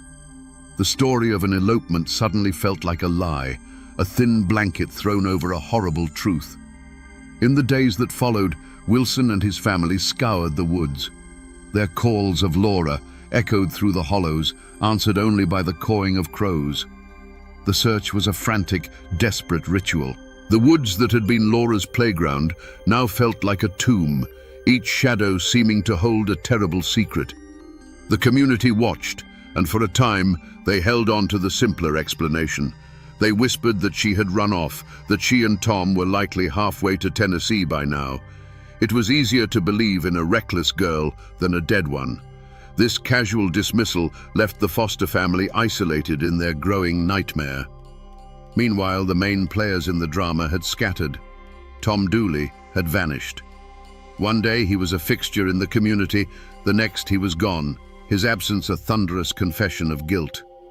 But Anne Melton was right where she had always been. She went about her daily chores on the Melton farm, a picture of domestic calm. When questioned, her face was a mask of innocence and concern. She knew nothing. She had seen nothing. Her icy composure was a wall that no one could breach, and it was, in its own way, more terrifying than Tom's flight. Weeks turned into a long, agonizing summer. The search parties grew smaller as hope withered on the vine. Laura Foster was now officially a missing person, a ghost story whispered around the supper table. But her family, particularly her father, refused to let the silence win. They kept looking, kept asking questions, their grief hardening into a grim resolve to find the truth, no matter how ugly it might be. The whispers in the community began to change, the simple story of elopement giving way to darker suspicions of foul play. The discovery, when it finally came, was a grim and heartbreaking affair. A man named Colonel James Grayson, a local justice of the peace and a friend of the Fosters, was led to a spot deep in the woods. There, under a thin covering of leaves and branches, he saw what he had been dreading for months, a patch of earth that was too soft, too new. He began to dig. It didn't take long to uncover the horror. The search was over. Laura Foster had been found. The news ripped through Wilkes County like a flash flood. The whispers became a roar of outrage. With the discovery of the body, a missing persons case became a murder investigation. The law, which had been passive for months, was now spurred into action. The full weight of suspicion fell squarely on the man who had run. A warrant was issued for the arrest of Thomas C. Dooley. A reward was posted for his capture. Tom Dooley was no longer just a reckless local boy. He was a wanted murderer, and the hunt was on. The discovery of Laura's body was like a rock thrown into a still pond, and the ripples of suspicion and fear spread to every last cabin in the county. The comfortable lie of elopement was shattered, and in its place, a terrible truth took root. A murder had been committed. One of their own had been put in the ground like an animal, and now everyone had to choose a side. The general store was no longer a place for idle gossip. It was a courtroom where theories were argued in hushed, angry tones. At church, families who had worshipped together for generations now sat on opposite sides of the aisle, their prayers heavy with judgment for their neighbors. A thick, suffocating fear settled over the community. This wasn't a crime committed by some nameless drifter. The killer, everyone knew, was still among them. Many people must have known pieces of the truth. They'd seen Tom and Ann arguing. They'd heard the rumors about the disease. Perhaps someone had even seen Ann returning home that fateful night, her dress soiled with mud and secrets. But the Foster clan was a sprawling, powerful entity, and Ann Melton, with her iron will and piercing gaze, was a terrifying woman to cross. To speak against her was to risk more than just a cold shoulder. It was to invite a feud, to put your own family and livelihood in jeopardy. And so, a conspiracy of silence was born, not of loyalty to a killer, but out of raw, primal fear. Still, the community was not a monolith. While many pointed the finger at the fugitive Tom Dooley, others whispered that he was just a fool, a pawn in a game played by a much more cunning mind. They looked at Ann Melton, saw her cold defiance, and came to their own conclusions. They saw a woman capable of anything, a woman who had bewitched both her husband and her lover, a woman who would stop at nothing to protect her name. Tom, they argued, might have helped dig the grave, but it was Ann's venom that had struck the fatal blow. In this poisoned atmosphere, small acts of courage and cowardice became monumental. There was the quiet neighbor who, risking the wrath of the Meltons, brought a basket of food to Laura's grieving family, a silent gesture of solidarity. There was the witness, Pauline Foster, who, whether out of a sense of justice or personal spite, decided to break the silence and tell the authorities what she claimed Ann had confessed. And on the other side, there were those who provided false alibis, who swore they'd seen Tom miles away when the murder occurred, weaving a web of lies to protect a friend or simply to avoid getting involved. The murder of Laura Foster had done more than kill a young woman. It had ripped the soul out of the community. Neighbor now looked at neighbor with suspicion. Old friendships curdled into resentment. The valley was no longer a place of shared hardship and trust. It was a fractured landscape of fear, secrets, and unspoken accusations. The lines had been drawn in the dirt, and the blood that had been spilled would stain them forever. The manhunt for Tom Dooley was not just a matter of law, it was a matter of pride. Sheriff William Dooley, a relative of Tom's, was tasked with bringing him in, a duty that must have weighed on him like a shroud. But the official posse was swelled by harder men, men from the Foster clan whose faces were grim masks of determination. They weren't interested in a trial, they were interested in mountain justice, a swift and final accounting for the blood of their kin. They knew Tom, they knew his habits, and they knew the woods as well as he did. They weren't just chasing a killer, They were hunting a ghost who knew every shadow in their own backyard. For weeks, Tom was a phantom. He was a creature of these mountains, born and raised in their embrace, and now he used them as his shield. He moved by night, sleeping in caves and abandoned cabins, living off whatever he could forage or steal. The posse would find his tracks by a creek bed, only to have them vanish on the hard rock upstream. They'd get a tip that he was hiding in a certain hollow, and by the time they'd surrounded it, he was already miles away, watching their lanterns flicker from a distant ridge. The rhododendron thickets, so dense they were called laurel hells, were his fortress. He was making fools of them, and with every passing day, the legend of his cunning grew, while the frustration of the hunters curdled into a cold, patient rage. But Tom knew Wilkes County was a cage, and the walls were closing in. He couldn't run forever in a place where every face knew his name. His only hope was to disappear completely, to cross the Blue Ridge into Tennessee and start a new life under a new name. And so began the second, more desperate phase of the chase. He pushed westward into the wild heart of the mountains that separated the two states. This was a brutal, unforgiving wilderness, a vertical world of razorback ridges and sunless valleys. The hunt became an ordeal of endurance, a battle against not just a man, but against the mountains themselves. The posse, relentless and driven, stayed on his trail. They followed broken twigs, faint footprints in the mud, and the whispers of isolated mountain folk who had seen a haunted-looking stranger passing through. The chase stretched on, a slow, grueling pursuit through some of the most difficult terrain in the eastern United States. Tom was starving, exhausted, and the ever-present fear of the men behind him was a constant, gnawing companion. The freedom he had run for now felt like a different kind of prison, a cold and lonely one. He finally made it to Trade, Tennessee, a small settlement just across the state line. He was no longer Tom Dooley, the fiddle-playing charmer. He was just another ragged farmhand, calling himself Tom Hall, looking for work to fill his empty belly.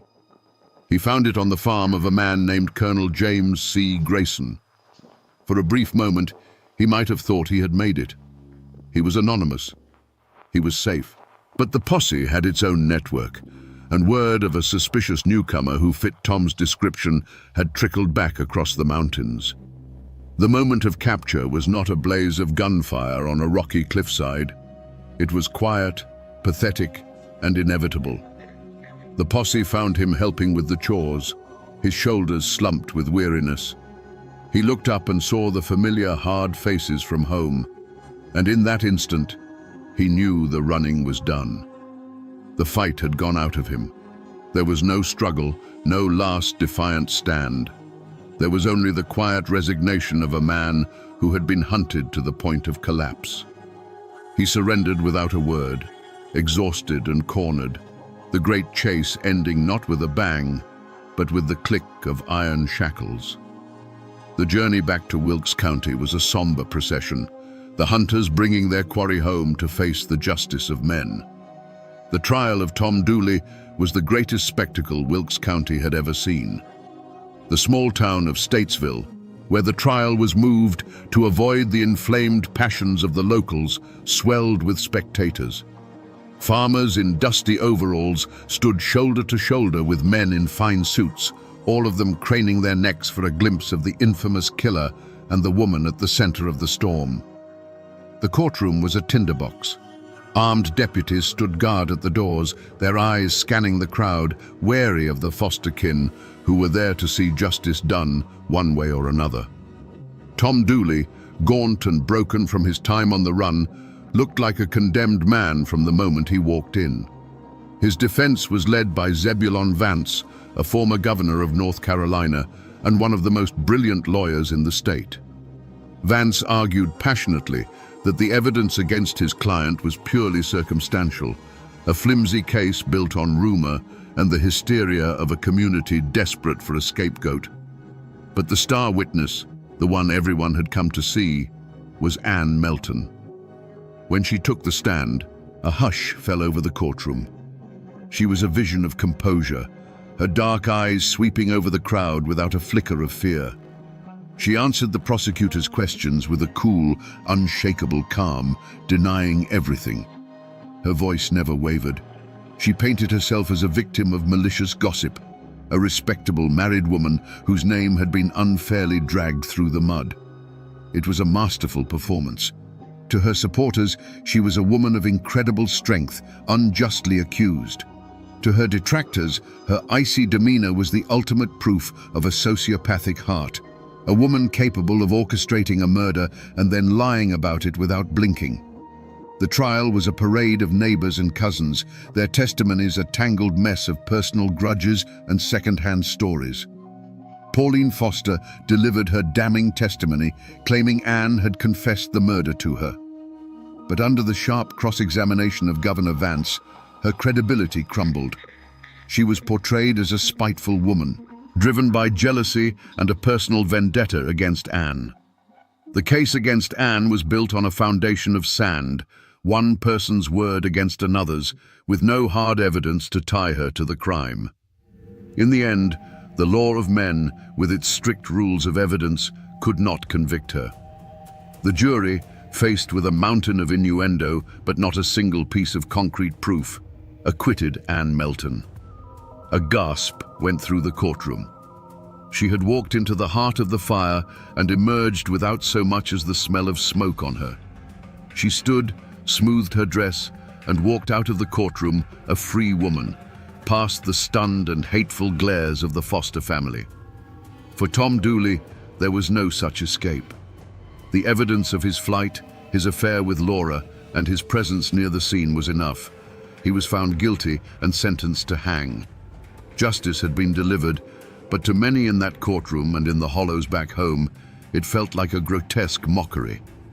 They had hanged the fool, but the mastermind, the true author of the crime, had just walked out the front door, free to return to her life as if nothing had ever happened. Was this the law of men? Or was it proof that some people were so cunning they could outwit justice itself? The thud of the trapdoor beneath Tom Dooley's feet was the final brutal punctuation mark on his life. With his death, the law was satisfied. But his last words from the gallows did not fade into the air. They hung over the hollows, a permanent stain on Anne Melton's name, a curse delivered with a dying man's breath. The trial was over, but the verdict of the mountains had just begun. For the Foster family, life became a long, quiet exercise in grief. They had a grave to tend now, a permanent scar on their land and on their hearts. But there was no closure. Every trip to the general store, every Sunday at church, held the possibility of seeing her, Anne Melton, the woman they believed had orchestrated their daughter's murder, living freely, her life continuing while Laura's had been cut short. They became the silent keepers of Laura's memory, their sorrow a cold, hard stone in the belly of the community, a constant, unspoken rebuke to the verdict of the court. And what of Anne? She had won her freedom, but she had lost everything else. The acquittal was not a pardon. It was a life sentence of a different kind. She returned to her farm with James Melton, but she was now a pariah, a ghost in her own life. Old friends would avert their eyes when she passed. Children would fall silent and hide behind their mother's skirts. She was utterly isolated, trapped in a prison of whispers and sideways glances. The community that had once been her stage was now her jury, and its judgment was a slow, daily poison. She was the woman who had gotten away with it, and for that, she would never be forgiven. History simply records that Anne Melton died a few years after the trial, likely from a fever or some other common malady of the time. But the legend, my friends, tells a different story. The legend is where the mountains delivered the justice the court could not. They say that Anne was consumed by the very disease that had started it all, that the syphilis drove her mad, her mind rotting away along with her body. The folklore insists her death was a thing of horror, that for days she was tormented by visions, screaming Laura Foster's name in the dead of night and clawing at phantom hands that were dragging her to hell. The legend gave her an end befitting the monster they believed her to be, agonizing, shameful, and utterly terrifying. It was a curse fulfilled. And so, the community tried to heal by forgetting. After the raw spectacle of the trial and Anne's supposed damnation, a thick blanket of collective silence fell over the story. It was too painful, too divisive. People stopped speaking the names of the dead. The murder of Laura Foster became a dark secret, a story you didn't tell your children, a wound that was left to scar over in private. They buried the truth under the weight of hard work and the passing of seasons, hoping that if they just stopped talking about it, the ghosts of 1866 would finally find their rest. The silence that the community so desperately tried to impose on this story was ultimately broken, not by a historian, but by a musician. In 1958, a clean-cut group of folk singers called the Kingston Trio recorded a simple, haunting ballad called Tom Dooley. The song became a worldwide phenomenon, a #1 hit. It flattened the brutal, complex tragedy into a simple tale of a love triangle gone wrong. The song became a ghost, its mournful tune drifting out of jukeboxes and radios across the country, ensuring that the names Tom Dooley and Laura Foster would never truly be forgotten. It was this song that pulled the story from the dusty archives and gave it a strange new life in the modern world. And the physical traces, my friends, they are still there. You can travel to Wilkes County today and find them. There's a small, fenced-in plot where a gravestone marks the final resting place of Tom Dooley. It's a newer stone, placed there long after the original was chipped away by souvenir hunters. You can also find the quiet, lonely grave of Laura Foster, tucked away in a family cemetery. But the grave of Anne Melton is harder to find.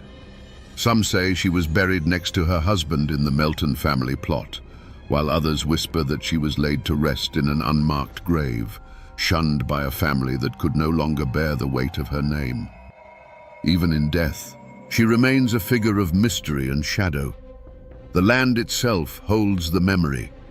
The old hanging tree in Statesville is long gone, but locals can still point to the spot where the gallows stood.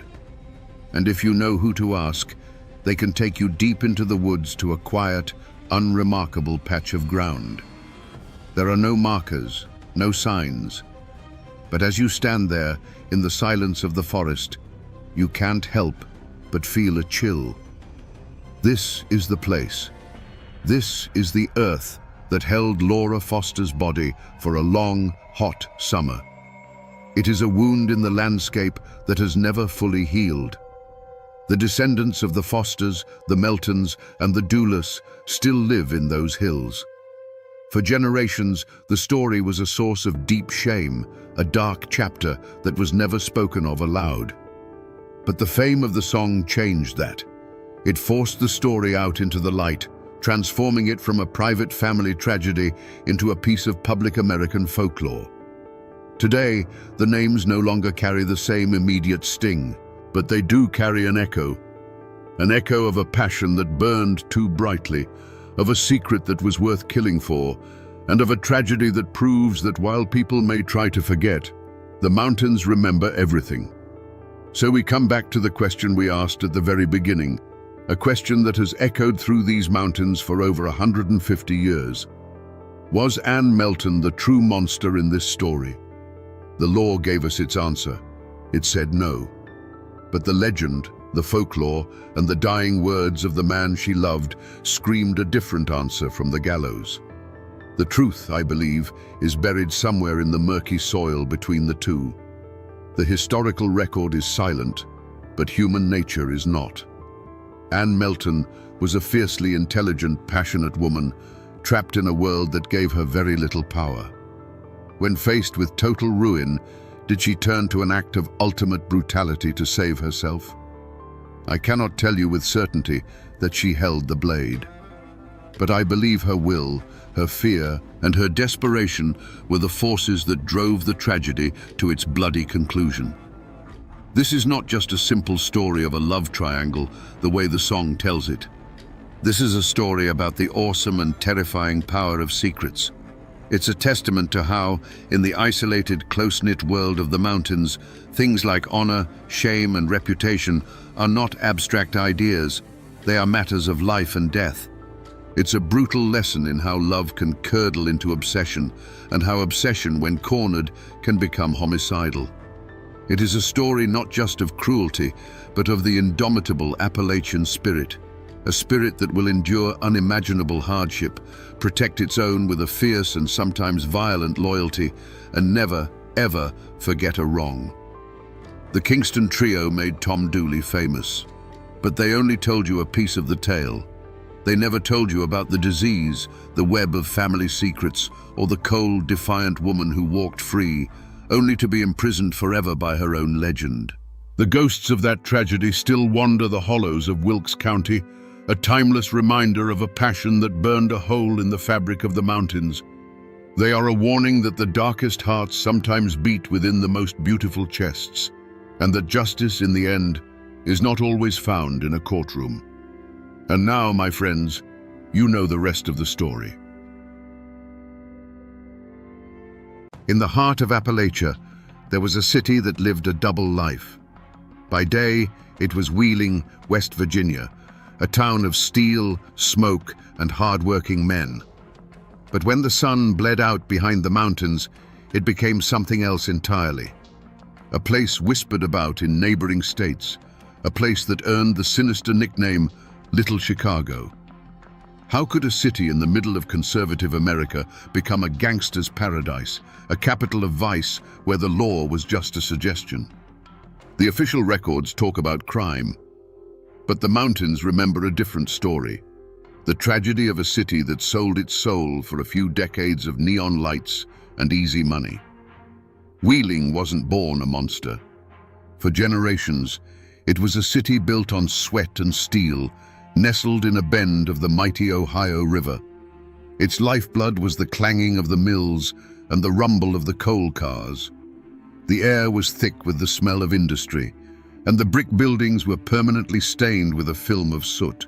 This was the Rust Belt in its prime, a tough, proud place where a man's worth was measured by the calluses on his hands. It was a world of simple, hard truths. You worked, you provided for your family, and you found your rest on Sunday. The people of Wheeling were the heart of this world. They were steel workers, miners, and factory hands who came home each night with their faces smudged with grime and their bodies aching. They were men and women who understood the grim reality of life in the mountains. Their dreams weren't grand. They dreamed of a steady paycheck, a hot meal on the table, and maybe a little something extra on a Saturday night to forget the toil of the week. This city was their home, their legacy, a place they had built with their own two hands. Into this world of grit and labor stepped a man named William Leas, known to everyone as Big Bill. He wasn't a gangster in a pinstripe suit who rolled in from New York or Chicago. He was the son of Greek immigrants, a local boy who understood the city's hunger. He had a disarming smile and a way of speaking that made you feel like he was your oldest friend. He started small, running whiskey during Prohibition, but he wasn't just a bootlegger. He was a visionary of vice. Leas saw the exhaustion in the eyes of the workers, and he offered them an escape. He built churches and sponsored little league teams, presenting himself as a pillar of the community, a generous benefactor. People loved him. He gave them jobs when the mills were slow and entertainment when their lives felt bleak. He was one of them, they thought, just a little smarter, a little luckier. They didn't see the ice behind his eyes or the cold calculation in his every move. But a shadow was beginning to stretch over Wheeling, long before it was ever called Little Chicago.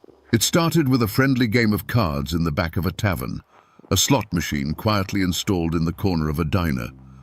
It was the friendly cop who was told to look the other way.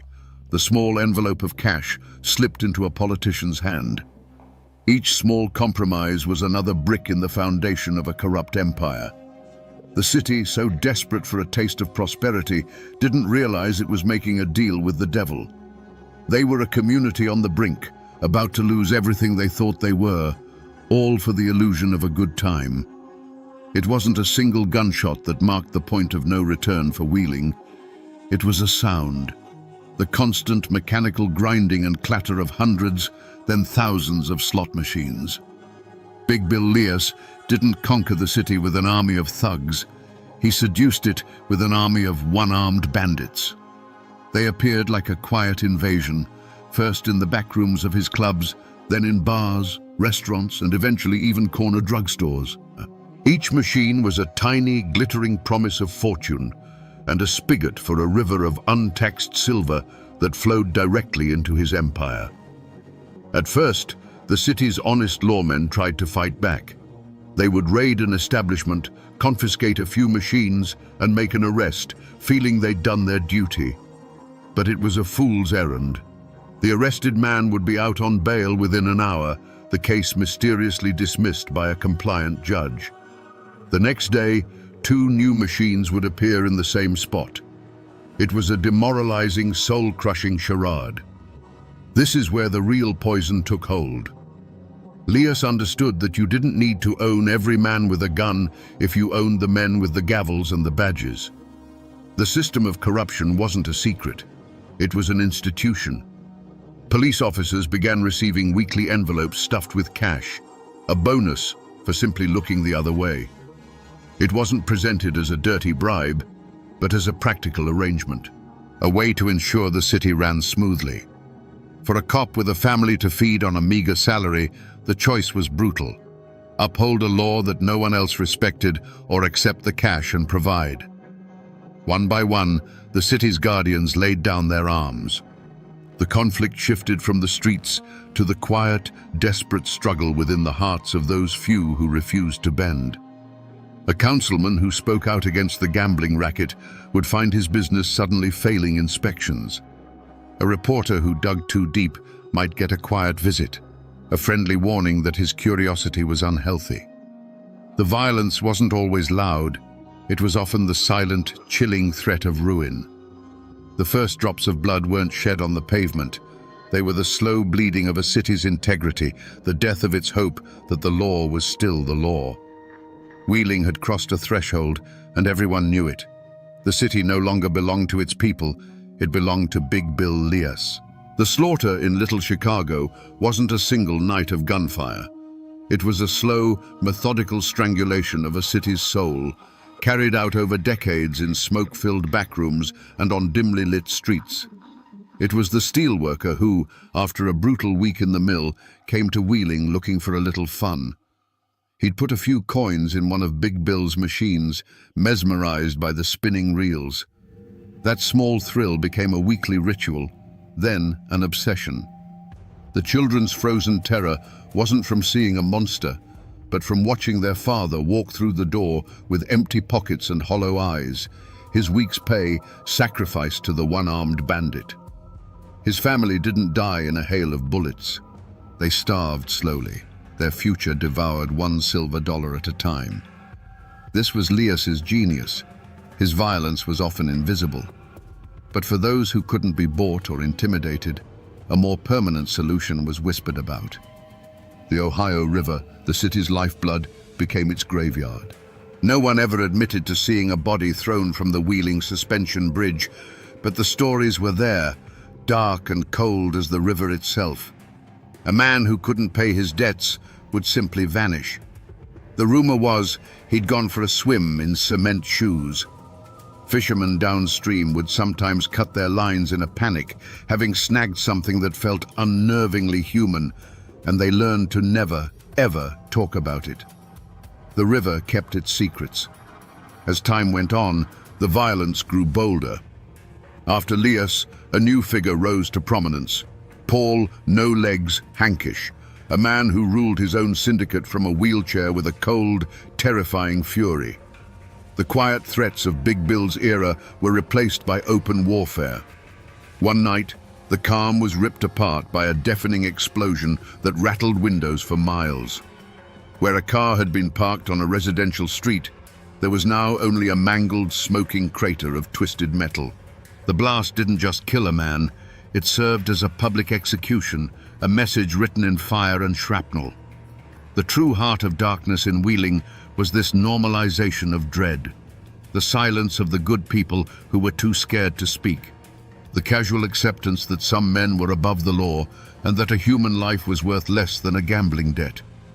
The city hadn't been conquered by an outside force. It had been eaten alive from the inside, one compromised soul, one broken family, and one silent splash in the river at a time. For decades, the corruption in Wheeling was a ghost at the feast, a secret everyone knew but no one dared to name aloud. But eventually, the whispers from those dark Appalachian hills grew loud enough to reach Washington. A U.S. senator from Tennessee named Estes Kefauver had declared a crusade against organized crime, and his traveling committee was cutting a swath across the nation. When they set their sights on West Virginia, Little Chicago was suddenly blinded by a spotlight it could not control. The party was over. The end didn't come with a shootout. It came with the quiet, methodical arrival of men in dark suits who carried briefcases instead of shotguns. They were agents from the FBI and, more importantly, the Internal Revenue Service. They were a quiet army of accountants and taxmen who were immune to Big Bill's charm and his envelopes of cash. They weren't interested in the rumors of bodies in the river. They were interested in the river of money that flowed from the slot machines, a river that had never once touched the ledger books of the U.S. Treasury. The reaction in the city was a quiet, nervous panic. The web of corruption that had felt so strong began to fray. Police officers who had been on the take for years suddenly grew fearful, their weekly payoffs now feeling like anchors that could drag them to the bottom. Politicians who had dined at Leas's table now couldn't remember his name. For the first time in a generation, a force had arrived in Wheeling that Big Bill could not buy, control, or intimidate. The fear that had held the city in his grip was now turned against his own people. Then came the raids. But these were not the staged, theatrical raids of the local police. Federal agents moved with cold efficiency. They didn't just seize a few slot machines, they swept through the city like a cleansing fire. In a single day, thousands of one-armed bandits were confiscated. They were dragged out of the bars and clubs, piled onto trucks, and taken to be destroyed. The signature sound of Little Chicago, that constant, hopeful, greedy grinding of the machines, was replaced by the sound of smashing glass and splintering wood as they were broken apart with sledgehammers. A new kind of silence fell over Wheeling. The neon lights of the gambling dens and backroom casinos flickered and went dark, one by one. The weekend crowds from Ohio and Pennsylvania stopped coming. The flow of easy money that had been the city's lifeblood and its poison simply ceased. What was left was a city in a state of shock, holding its breath. The king was cornered, his empire was in ruins, and the ashes of his fallen kingdom were still settling in the quiet, empty streets. The federal courthouse in Wheeling wasn't one of Big Bill's smoky backrooms. It was a place of cold marble, polished wood, and unwavering fluorescent lights, a world where his charisma and cash held no power. His trial was the greatest show the city had ever seen.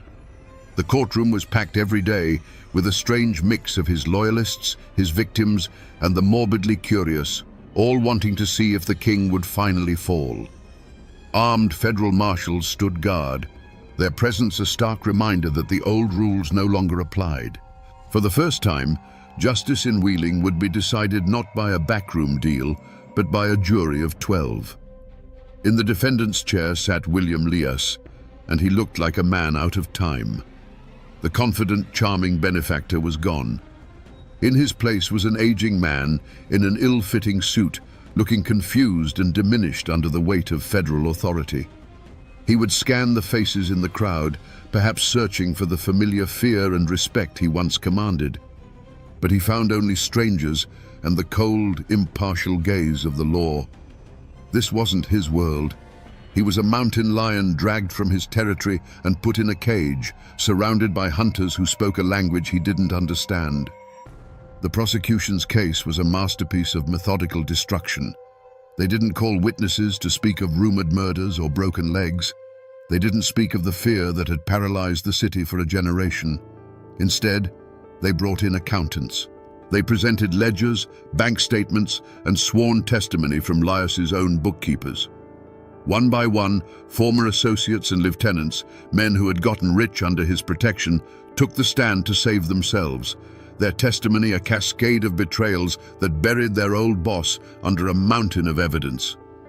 The weapon that finally brought down the king of Little Chicago wasn't a smoking gun, it was a fountain pen. The charge was the same one that had felled Al Capone, tax evasion.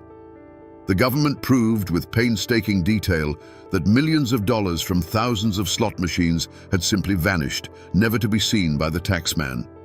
It was a simple, brutal, and undeniable truth. While the newspapers screamed about racketeering and the whispers on the street told of bodies in the river, the case itself was as dry as dust. It was a cold, mathematical execution. When the jury returned, the verdict was a formality. Guilty. William Big Bill Lias, the man who had owned a city, who had built an empire on vice and fear, was sentenced to years in federal prison. The law of men had finally won. But as he was led from the courtroom, a free man no more, a question hung in the air, heavy and unspoken. Was this justice? The man who corrupted a generation of public officials and broke countless families on the altar of gambling was going to prison for a bookkeeping crime.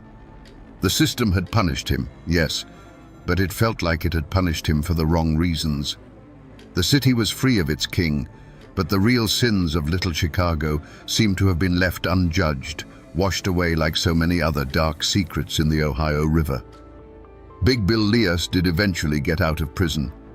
He returned to Wheeling, but the city he came back to was no longer his kingdom. He was a ghost from a bygone era, his power broken, his name now just a story whispered by old-timers. The man who had once been the uncrowned king of a city died not in a hail of gunfire, but quietly, his empire already turned to dust. The vacuum he left behind was filled for a time by more vicious predators like No Legs Hankish, whose reign was one of bombs and fear, but that too eventually crumbled under the relentless pressure of federal law enforcement. If you drive through Wheeling today, you can still visit the heart of Big Bill's old empire, Wheeling Downs. It's a modern racetrack and casino now, clean, bright, and perfectly legal. The clatter of slot machines is back, but now every dollar is counted and taxed. It stands as a sanitized monument to a dark past, a place where families can go for an afternoon of fun, with no idea of the illegal betting syndicates and hidden currents of cash that once defined its very existence. It's the ghost of what it once was, tamed and put on display. Walk the older streets of downtown, past the brick facades that have stood for a century, and you can almost feel the echoes. That building there, now a law office, might have been the 19th hole, where deals were made in clouds of cigar smoke. That empty storefront could have been a club where a politician and a gangster shook hands. The neon signs are gone, the secret tunnels are sealed or forgotten, and the Ohio River flows on, carrying its secrets silently to the sea. Most people who live in Wheeling now have only a vague sense of this history. Little Chicago is a nickname, a local legend. But the deepest scars left by that era aren't in the brick and mortar. They are in the city's soul. It's an ingrained distrust of authority, a cynical belief that every system can be bought. It's in the stories passed down from grandfathers who remember the open secret of the city's double life. The official records are filed away in dusty archives, but in Appalachia, the true history is the one that lives in the memory of the people. The mountains saw it all, and the mountains never forget. So we come back to the question that hung in the smoky air at the start of our story. How did a hard-working Appalachian city become a gangster's paradise? The answer is as simple as it is tragic. Little Chicago wasn't built by force. It was built on a quiet, desperate bargain. Big Bill Leas didn't conquer Wheeling, he seduced it. He offered a city, weary from the toil of the mills and the mines, an escape. He offered them the illusion of prosperity, the thrill of the jackpot, and all he asked for in return was their silence and their soul. This is more than just a crime story. It is a cautionary tale, a lesson etched into the very hills of West Virginia. It's a story about the danger of looking the other way, of accepting small compromises until there is nothing left of your integrity to compromise. The tragedy of Wheeling wasn't just that a criminal empire rose in its streets, but that so many good people stood by and let it happen, convinced that the easy money was worth the moral rot that came with it. It is a timeless story of how a community, desperate for a better life, can make a deal with the devil, never realizing the price is always far higher than they can imagine. The steel mills have cooled, and the bright neon signs are dark. But the ghost of Little Chicago still haunts these hills, a cold lesson written in the heart of Appalachia. Its legacy is a reminder that the most dangerous monsters are not always the ones who break down your door, but the ones you willingly invite inside.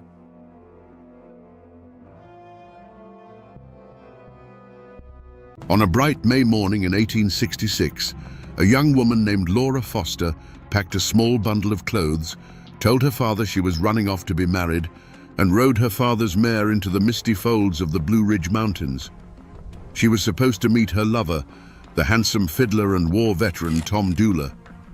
But Laura Foster never arrived at their meeting spot.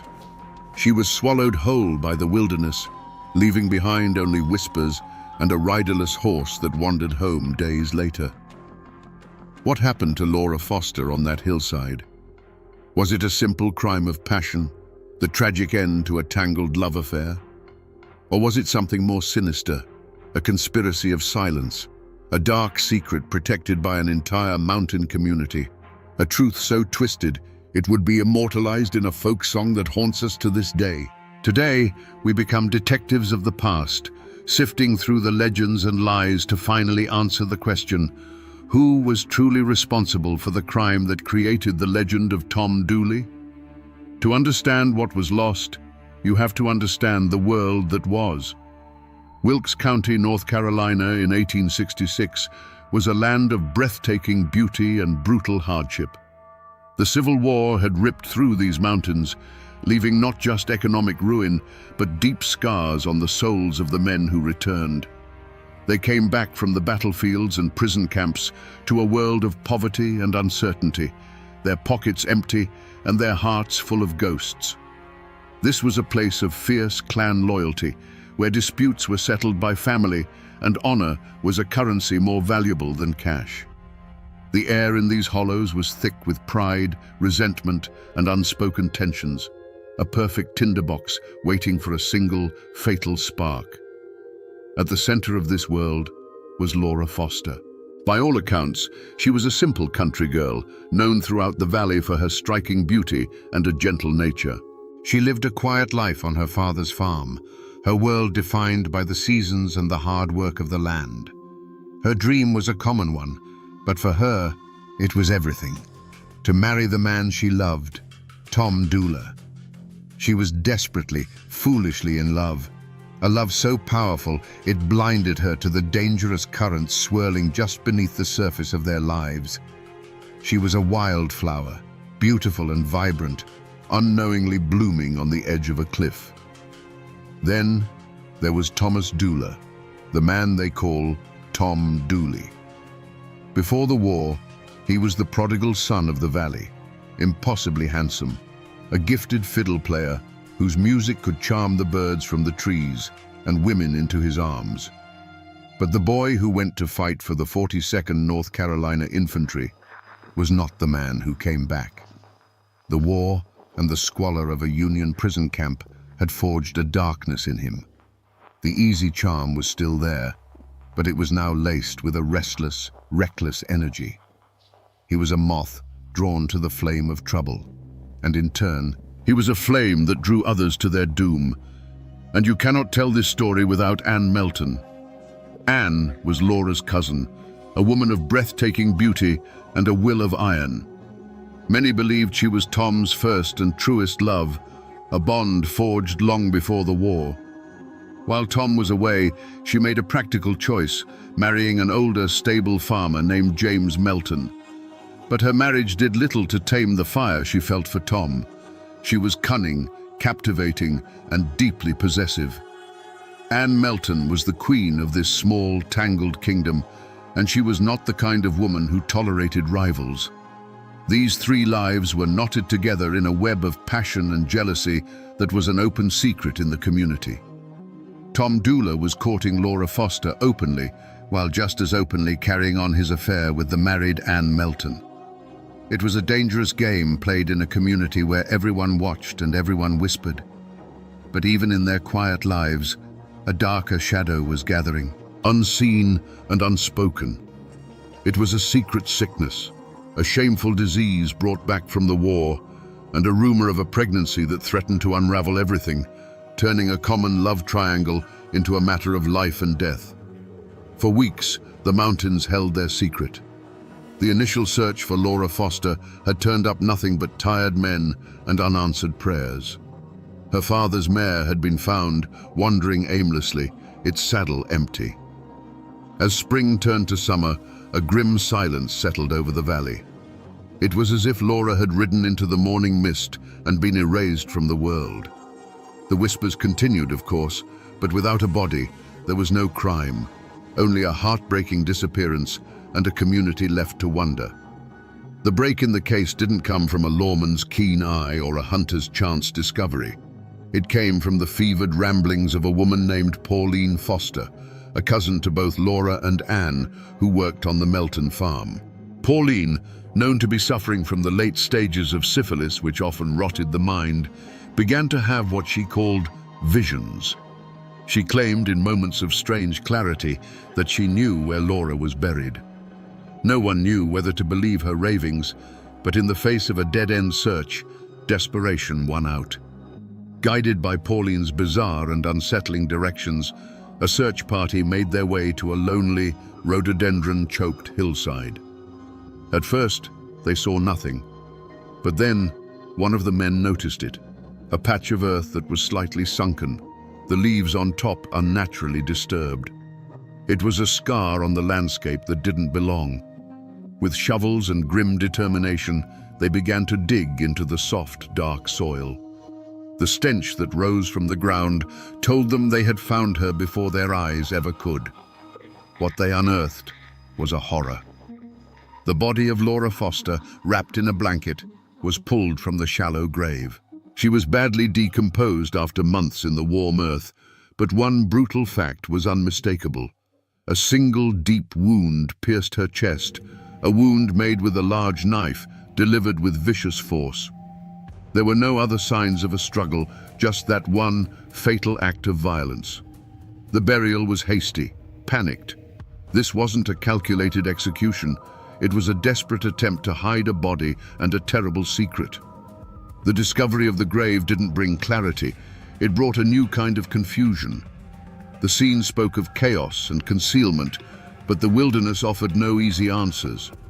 The only witness was a woman whose testimony was born of sickness and visions. The only real clue was the nature of the wound itself, a clue that pointed toward a man's strength and a man's weapon. The body had been found, but the truth remained buried, and the questions had only just begun to multiply. From the moment Laura Foster's body was pulled from the earth, one name was on everyone's lips: Tom Dooler. Suspicion didn't just fall on him. It crashed down with the weight of inevitability. He was the man she was running away to meet, the last person known to have plans with her. In the tight-knit world of Wilkes County, where everyone knew everyone else's business, the tangled love affair between Tom, Laura, and Anne Melton was common knowledge. Tom was the central figure, the sun around which these women orbited, and when one of them was extinguished, all eyes naturally turned to him. The motive seemed painfully obvious, a story as old as the mountains themselves. The community saw a man trapped between two women, a reckless philanderer who had finally gotten in too deep. The whispers claimed Laura Foster was pregnant with Tom's child, an entanglement that would have forced his hand and ruined his chances with Ann Melton, the woman many believed he truly loved. An even darker rumor circulated that Tom had given Laura a foul disease, syphilis, and she had threatened to expose him, bringing shame and ruin upon them all. In either version of the story, Laura Foster had become a problem, an obstacle to be removed. The circumstantial evidence was damning. The deep, single stab wound in Laura's chest was consistent with the large blade Tom was known to carry, a hunting knife he had brought back from the war. But the most condemning piece of evidence was his own action. As the search for Laura intensified and suspicion began to coil around him, Tom Dula did the one thing an innocent man should never do. He ran. He saddled a horse and fled across the state line into Tennessee, living and working under a false name. This flight was seen by everyone as a confession written across the landscape of two states. Why would an innocent man abandon his home, his family, and his name? To the people of Wilkes County, the answer was simple. He wouldn't.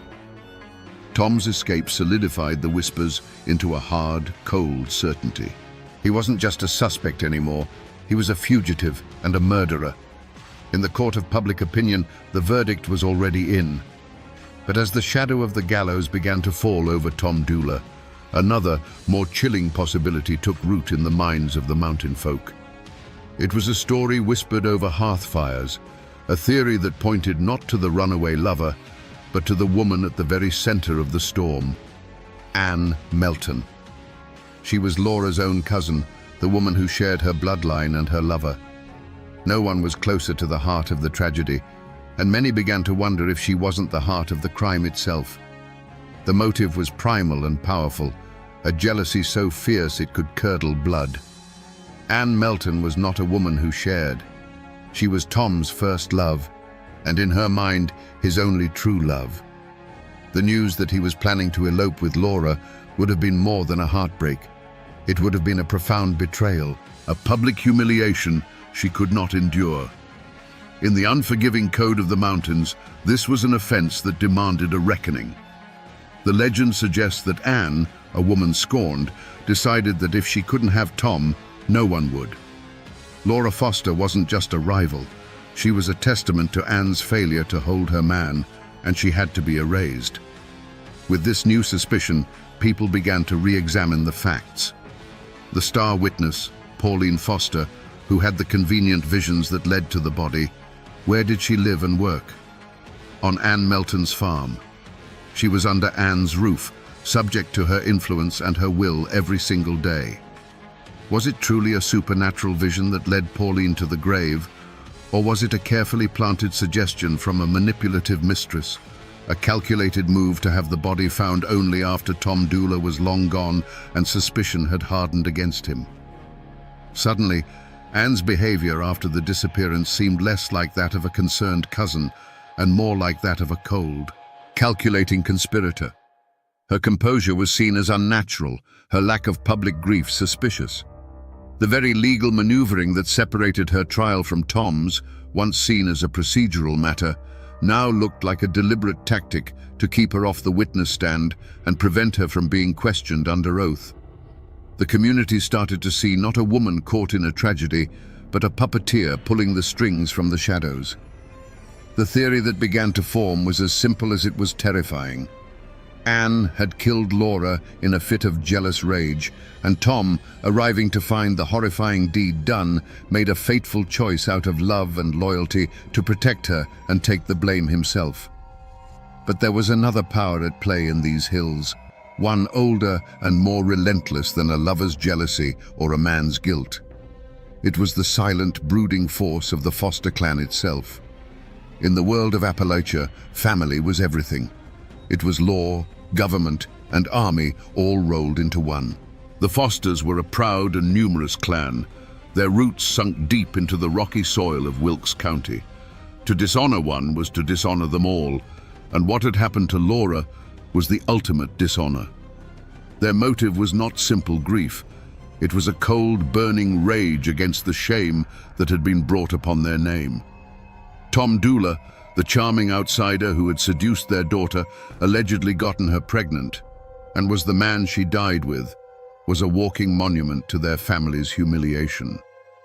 Whether he struck the fatal blow or not was almost secondary. He was the source of the rot, the cause of the scandal that was now the talk of 3 counties. They needed more than justice. They needed a cleansing. And for that, blood had to be paid. This created a climate of quiet, immense pressure. It's a theory whispered to this day that the Fosters, realizing they might never get the satisfaction of seeing the clever Anne Melton convicted in a court of law, decided to wage their own war in the shadows. They began to shape the narrative through social pressure and communal expectation. Witnesses who might have spoken of Anne's volatile temper or seen her near the scene found it easier to stay silent. Rumors that pointed away from Tom were mysteriously quashed, while those that implicated him grew louder and more detailed with every telling. Pauline Foster, the key witness, was caught in the middle of this storm.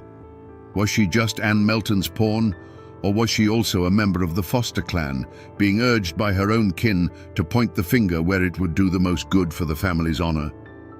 In this version of the story, the tragedy was no longer just a crime of passion. It was a battle between a lone man and an entire clan, a clan that had decided, with or without a court, that Tom Dooler was the one who had to hang. With Laura Foster's body discovered, and Tom Dooler a fugitive, the investigation snapped into a singular, frantic focus: the manhunt. The law in those days wasn't a team of detectives meticulously gathering forensic evidence. It was a posse of determined men on horseback, driven by a raw sense of mountain justice. Led by former Wilkes County Sheriff William Dooler, a relative of Tom's, they picked up the trail. But Tom Dooler was a child of these mountains. He had a considerable head start, and the wilderness was his greatest ally. He vanished into the green labyrinth of the Appalachians like a ghost into the fog. For weeks, the posse tracked him through the rugged peaks and dense forests that straddled the border of North Carolina and Tennessee. The mountains themselves seemed to conspire to hide him, offering up 1,000 false trails, 100 hidden hollows where a man could disappear for years. Every snapped twig that wasn't his, every cold campfire that belonged to a hunter, was a dead end that cost the posse precious time. The pursuit was a grueling testament to the land's indifference. It was a place that could just as easily protect a fugitive as it could swallow a victim. The trail grew cold, and it seemed as though Tom Dooler had succeeded, that he had been consumed by the wilderness he knew so well. It wasn't until a legendary mountain lawman, Colonel James Grayson, got word that a man matching Tom's description was working as a farmhand near the Tennessee border that the chase had its break. Grayson and the posse cornered Tom, who gave himself up without a fight. They had their man. To the outside world, this seemed to be the end of it. The promising lead hadn't evaporated, it had been captured. But this capture was its own kind of false trail. It provided an easy answer, a simple villain, and in doing so, it slammed the door on any other line of inquiry. With Tom in custody, no one seriously investigated Anne Melton. Her convenient alibi, provided by her own farmhands, was accepted without much question. The possibility of another party being involved, a drifter or a rival unknown to the community, was never explored. The entire weight of the state's investigation was now focused on building a case against the man they had chased across the mountains. This created a deep and growing frustration. They had their killer, but the evidence was flimsy, built on circumstance, motive, and his flight. They had no murder weapon, no confession, and their star witness was a woman whose mind was crumbling from disease. The community, which had craved a swift and certain resolution, was left with a captive but no real closure.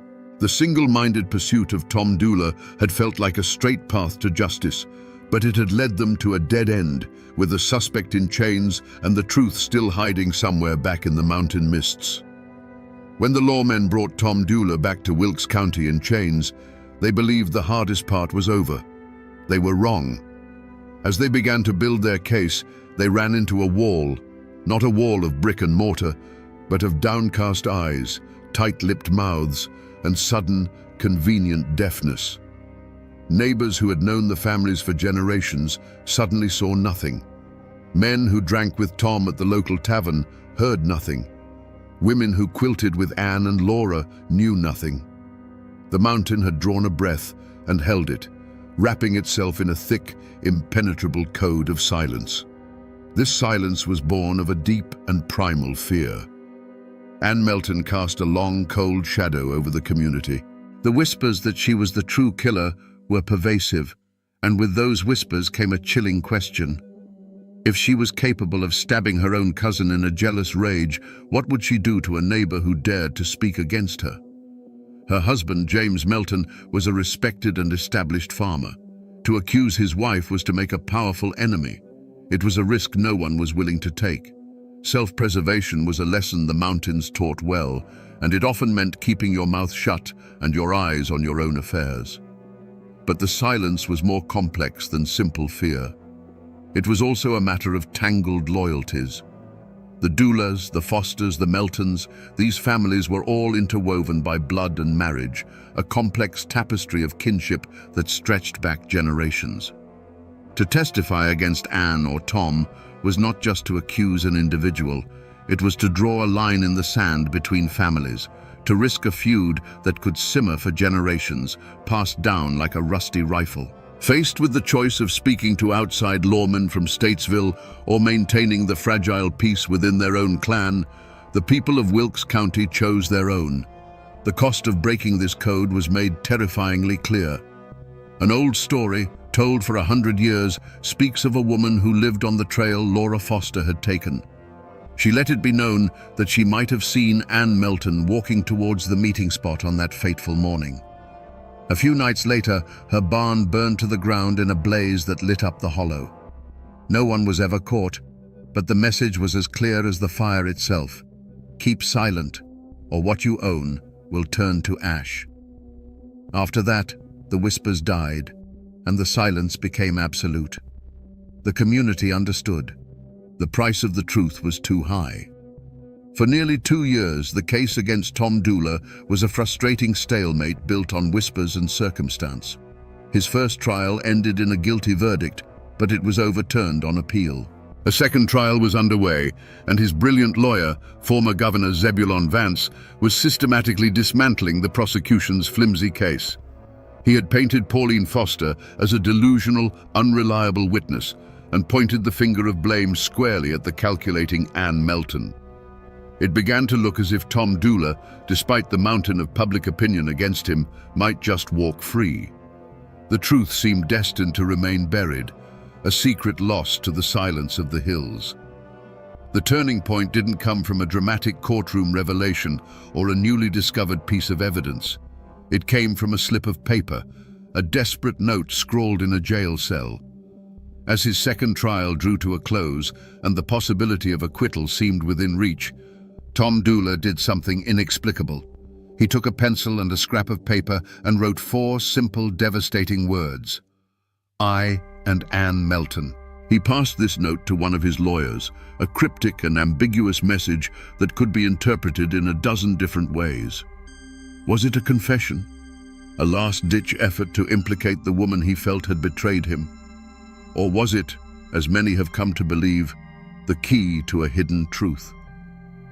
The most enduring theory is that this note was Tom's attempt to articulate a complex reality, that he and Anne Melton were both involved, but not in the way anyone suspected. The note wasn't a confession of murder, but a confession of conspiracy. It was his way of saying that the plan had never been to kill Laura, but for Tom and Anne to run away together, and that Laura had somehow gotten caught in the crossfire of their own desperate escape plan. This tiny, forgotten clue, preserved in the state archives, throws the entire accepted narrative into chaos. It suggests a truth far more complicated than a simple love triangle murder. It points not to a lone killer, but to a shared plot, a pact between 2 lovers that went horribly wrong. The note changes everything. It reframes Tom's flight not as the act of a guilty murderer, but as the panicked escape of a man caught in a catastrophe of his own making. It was the moment the legend cracked, revealing a deeper, darker, and more tragic story beneath the surface. The trial was no longer just about who killed Laura Foster. It was about unraveling the true nature of the pact between Tom Dula and Ann Melton. The courtroom in Statesville held its breath. Governor Vance's powerful defense had cast a deep and profound doubt on the state's case. Tom Dula, the man everyone had condemned, now seemed like a victim himself, a pawn in a game played by a far more cunning mind. Acquittal felt not just possible, but likely. It was in this moment of rising hope that Tom Dula's own hand sealed his fate. The cryptic note, "I and Ann Melton," was seen by the jury not as a complex clue, but as a simple, damning confession of partnership. The ambiguity that Tom may have intended was lost. The prosecution finally had the link they needed. But the jury's verdict is not the end of this story. For the true unmasking didn't happen under the authority of a judge, but in the enduring judgment of the mountain people, a verdict whispered from one generation to the next. And in that court, the true killer was, and always has been, Ann Melton. She was the dark heart of the tragedy, the hand that held the knife. She was the architect of Laura Foster's death and Tom Dula's downfall. Tom's note was not a confession of his own guilt in the murder, but his last, desperate attempt to point towards hers without fully betraying the woman he still, inexplicably, loved.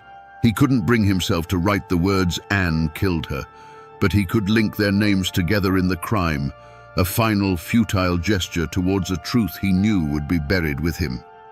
He was admitting his part in the conspiracy of silence, in the cover-up, and in the tragic aftermath, hoping someone would see the truth between the lines. Her motive was a poison as old as humanity itself, a possessive, all-consuming jealousy. Ann Melton had shared Tom Dula, but she had never accepted it. When she learned that Tom and Laura were not just courting, but were planning to elope, to build a life together far from her influence, it was a betrayal she could not stomach. It was an intolerable public declaration that she had lost. The legend, which many hold as gospel, says that Ann, under the pretense of making peace, lured her cousin Laura to that secluded hillside. There, the womanly truce turned into a bitter confrontation, and Ann's simmering rage exploded into a single, brutal act of violence. Tom Dula's only crime that day was one of love and loyalty. He arrived at the meeting spot not to kill Laura, but to run away with her, or perhaps to finally break things off.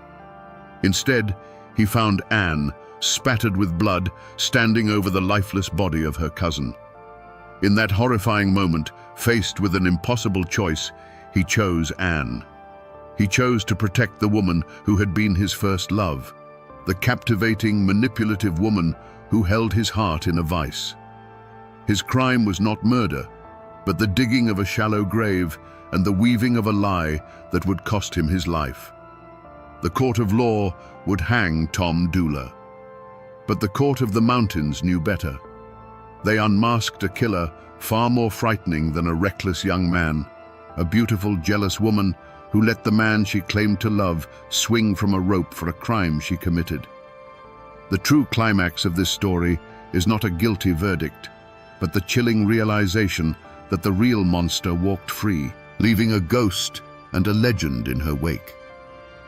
Let us now go back to that hillside, not as speculators, but as silent witnesses to the truth the mountains have held for over a century. The sun was warm that morning, filtering through the leaves of the old oak trees. Laura Foster arrived first, her heart aflutter with a mix of hope and nervous fear. In her hands, she clutched a small bundle of clothes, everything she needed to start a new life with the man she loved. She believed she was there to meet Ann for a final, difficult conversation, a truce, or a parting of ways between cousins before she and Tom disappeared together forever. She was a lamb, walking trustingly into the slaughterhouse. When Ann arrived, the air grew thick with a tension the warm sun could not touch. The conversation started with forced pleasantries, but the venom was not far beneath the surface. We will never know the exact words that were spoken, but we can hear their echoes. Anne's voice, once familiar, likely turned to ice. Accusations flew like stones, words of betrayal, of stolen love, of shame and jealousy. The beautiful clearing, meant to be the starting point of a new life, became a courtroom with only one judge and one executioner. There was a sudden, violent movement, a flash of steel in the dappled sunlight. It was not followed by a blood-curdling scream, but by a sharp, surprised gasp from Laura, a sound of disbelief more than pain. That sound was cut short, replaced by a soft thud as her body crumpled onto the blanket of leaves. The small bundle of clothes fell from her grasp, spilling a pathetic collection of folded dresses and girlish dreams onto the forest floor. In an instant, the birds in the surrounding trees fell silent. The wind itself seemed to die, and the woods were plunged into a profound and unnatural stillness. The hot rage in Anne's veins cooled to a chilling dread. She stood for a long moment, breathing heavily, the knife now feeling cold and alien in her hand. She looked down, not at her cousin, but at a problem that had been solved, creating a far greater one in its place. Laura's eyes were open, staring blankly at a sky she could no longer see. The silence of the clearing was now an accusation, a ringing void that was louder than any scream. Sometime later, Tom Dula walked into that clearing. He carried his fiddle in one hand and a shovel in the other, ready to dig a fire pit for the camp where he and Laura would spend their first night of freedom. He saw Anne first, standing like a stone statue. Then his eyes fell to the ground. The world stopped turning. He saw Laura, unnaturally still, her simple bundle of clothes scattered beside her like a child's forgotten toys. No words were needed. A look passed between Tom and Anne, a look of horror from him, and a look of desperate, silent pleading from her. In that moment, Tom Dula was no longer a lover planning an elopement. He became a protector of a terrible secret.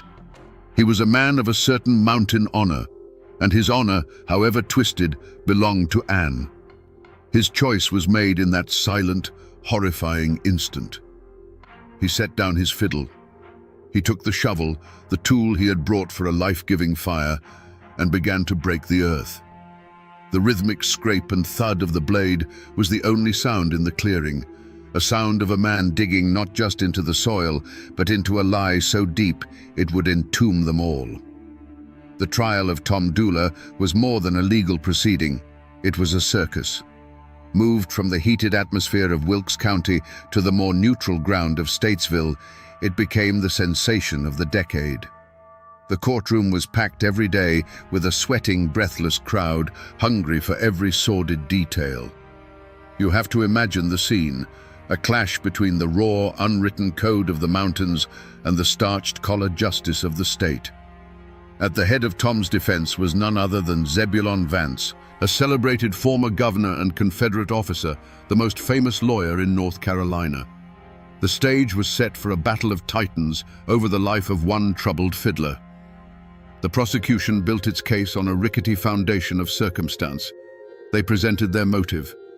Tom killed Laura to be free to continue his affair with Anne Melton, or to silence her about a pregnancy or a shameful disease. They leaned heavily on his flight to Tennessee, painting it as a clear admission of guilt. And at the center of their case was their star witness, Pauline Foster, who recounted her strange visions and claimed Anne Melton had confessed to her.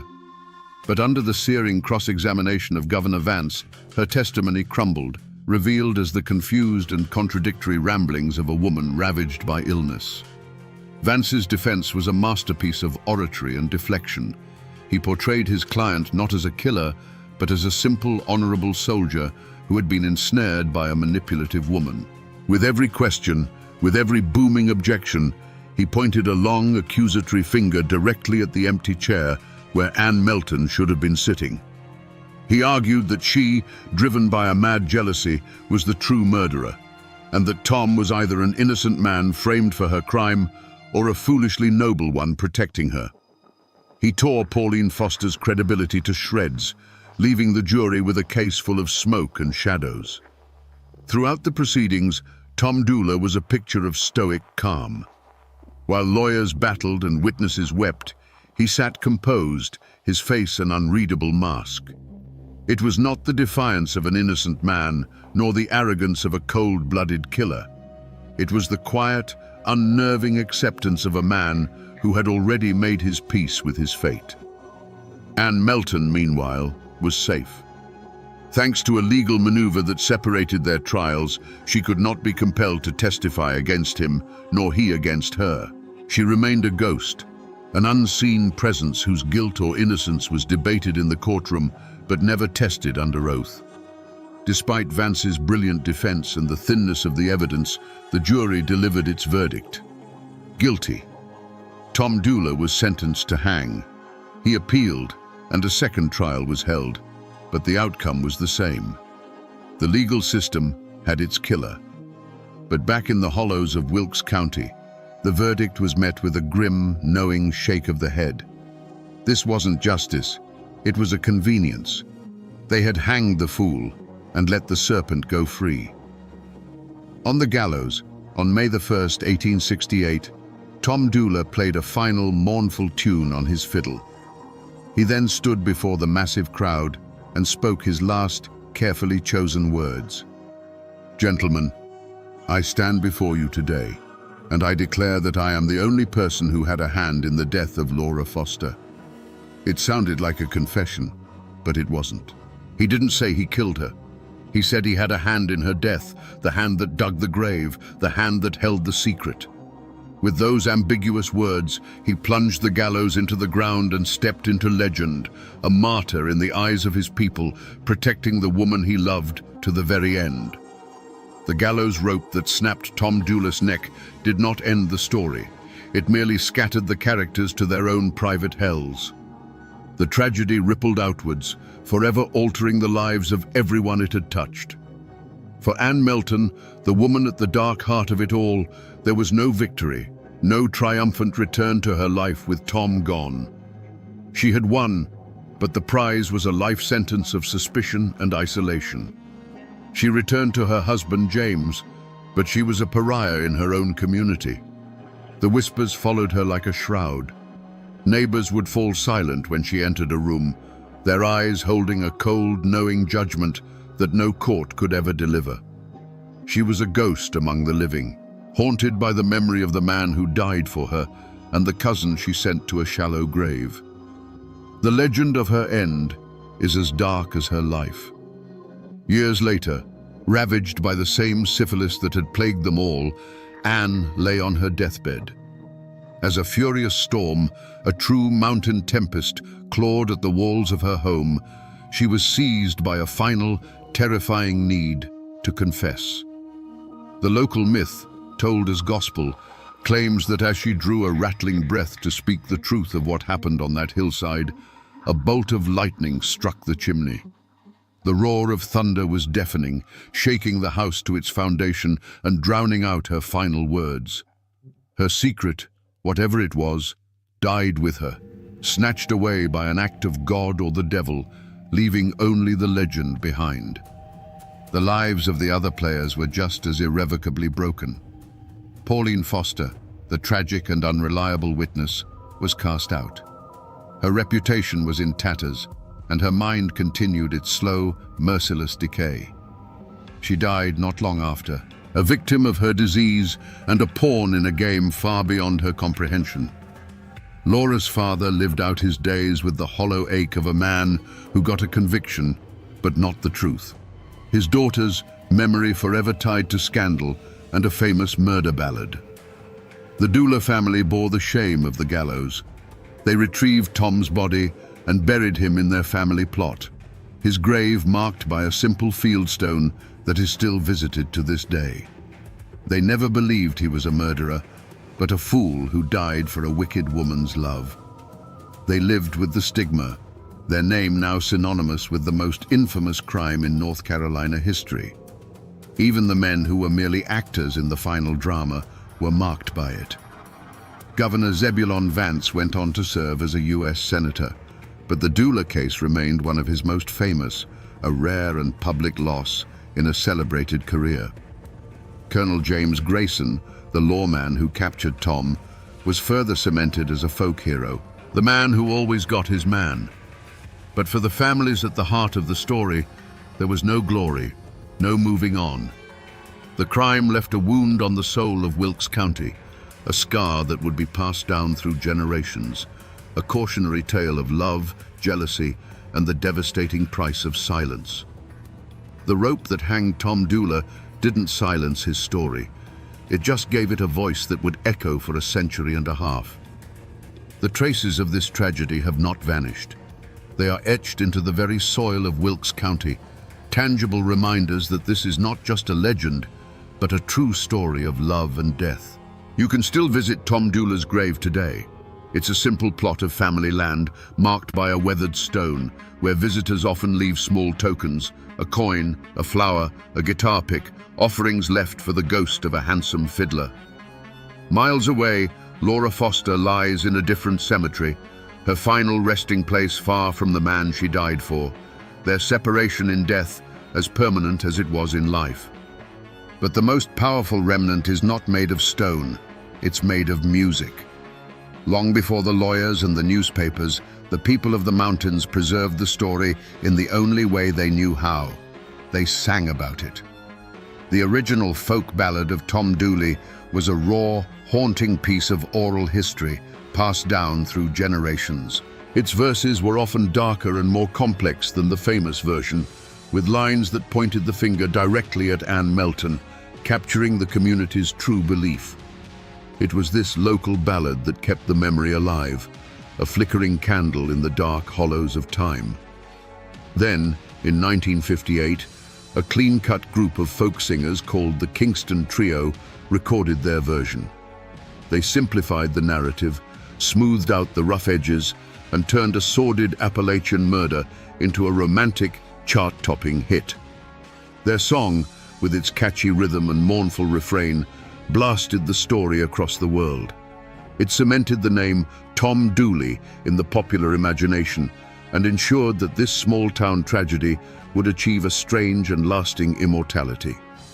The song is the story's living ghost, a tune that drifts on the radio waves, its tragic origins unknown to most who hum along. Today, if you travel those winding roads in Wilkes County and talk to the old-timers, the story is still there, living and breathing. They will point you toward the hills where Laura's body was found, a place still thick with rhododendron and shadow. They'll tell you that on a quiet night, when the wind sighs through the pines, it sounds like the mournful notes of Tom Doola's fiddle. And some will swear that if you're near that lonely hillside after dark, you might just see a spectral figure wandering through the trees, the ghost of Laura Foster, forever searching for the lover who was supposed to meet her on that long-ago morning. The world might have forgotten the details, but the mountains never do. So we return to the question that hung in the mist at the very beginning. What happened to Laura Foster? The answer, we find, is not a simple one. It was not just a crime of passion. It was a perfect storm, a tragedy born from a collision of desperate love, savage jealousy, a twisted code of mountain honor, and a community that chose silence over a truth that was too dangerous to speak aloud. The law, in its formal and rigid way, found a killer. But it never found the whole truth. It settled for a convenient villain and closed the book, content to let the deeper, darker story fester in the shadows. This is a story that teaches us a hard lesson, that justice and the law are not always the same thing, especially in a place where family loyalty is its own kind of law. It's a chilling reminder of how a single, violent act can poison generations, and how a lie, once told, can take on a life of its own. But more than that, the legend of Tom Dooley is a testament to the enduring power of a story. The courts delivered a verdict, but the people of the mountains delivered a ballad. And in the end, it was the song, not the law, that kept the truest version of the story alive. The Ballad of Tom Dooley is more than just a folk song. It is the final testament of a community that knew the truth and chose to sing it rather than speak it. It's the ghost of a handsome fiddler, forever playing a mournful tune for the foolish choice he made. It's the whispered confession of a guilty woman, a confession the thunder tried to drown out. It's the cry of a young girl, silenced by a knife on a lonely hillside. The courts may have closed the case, but the mountains never did. And now, my friends, you know the rest of the story. Or at least, as much of the truth as a mournful old song is willing to give up.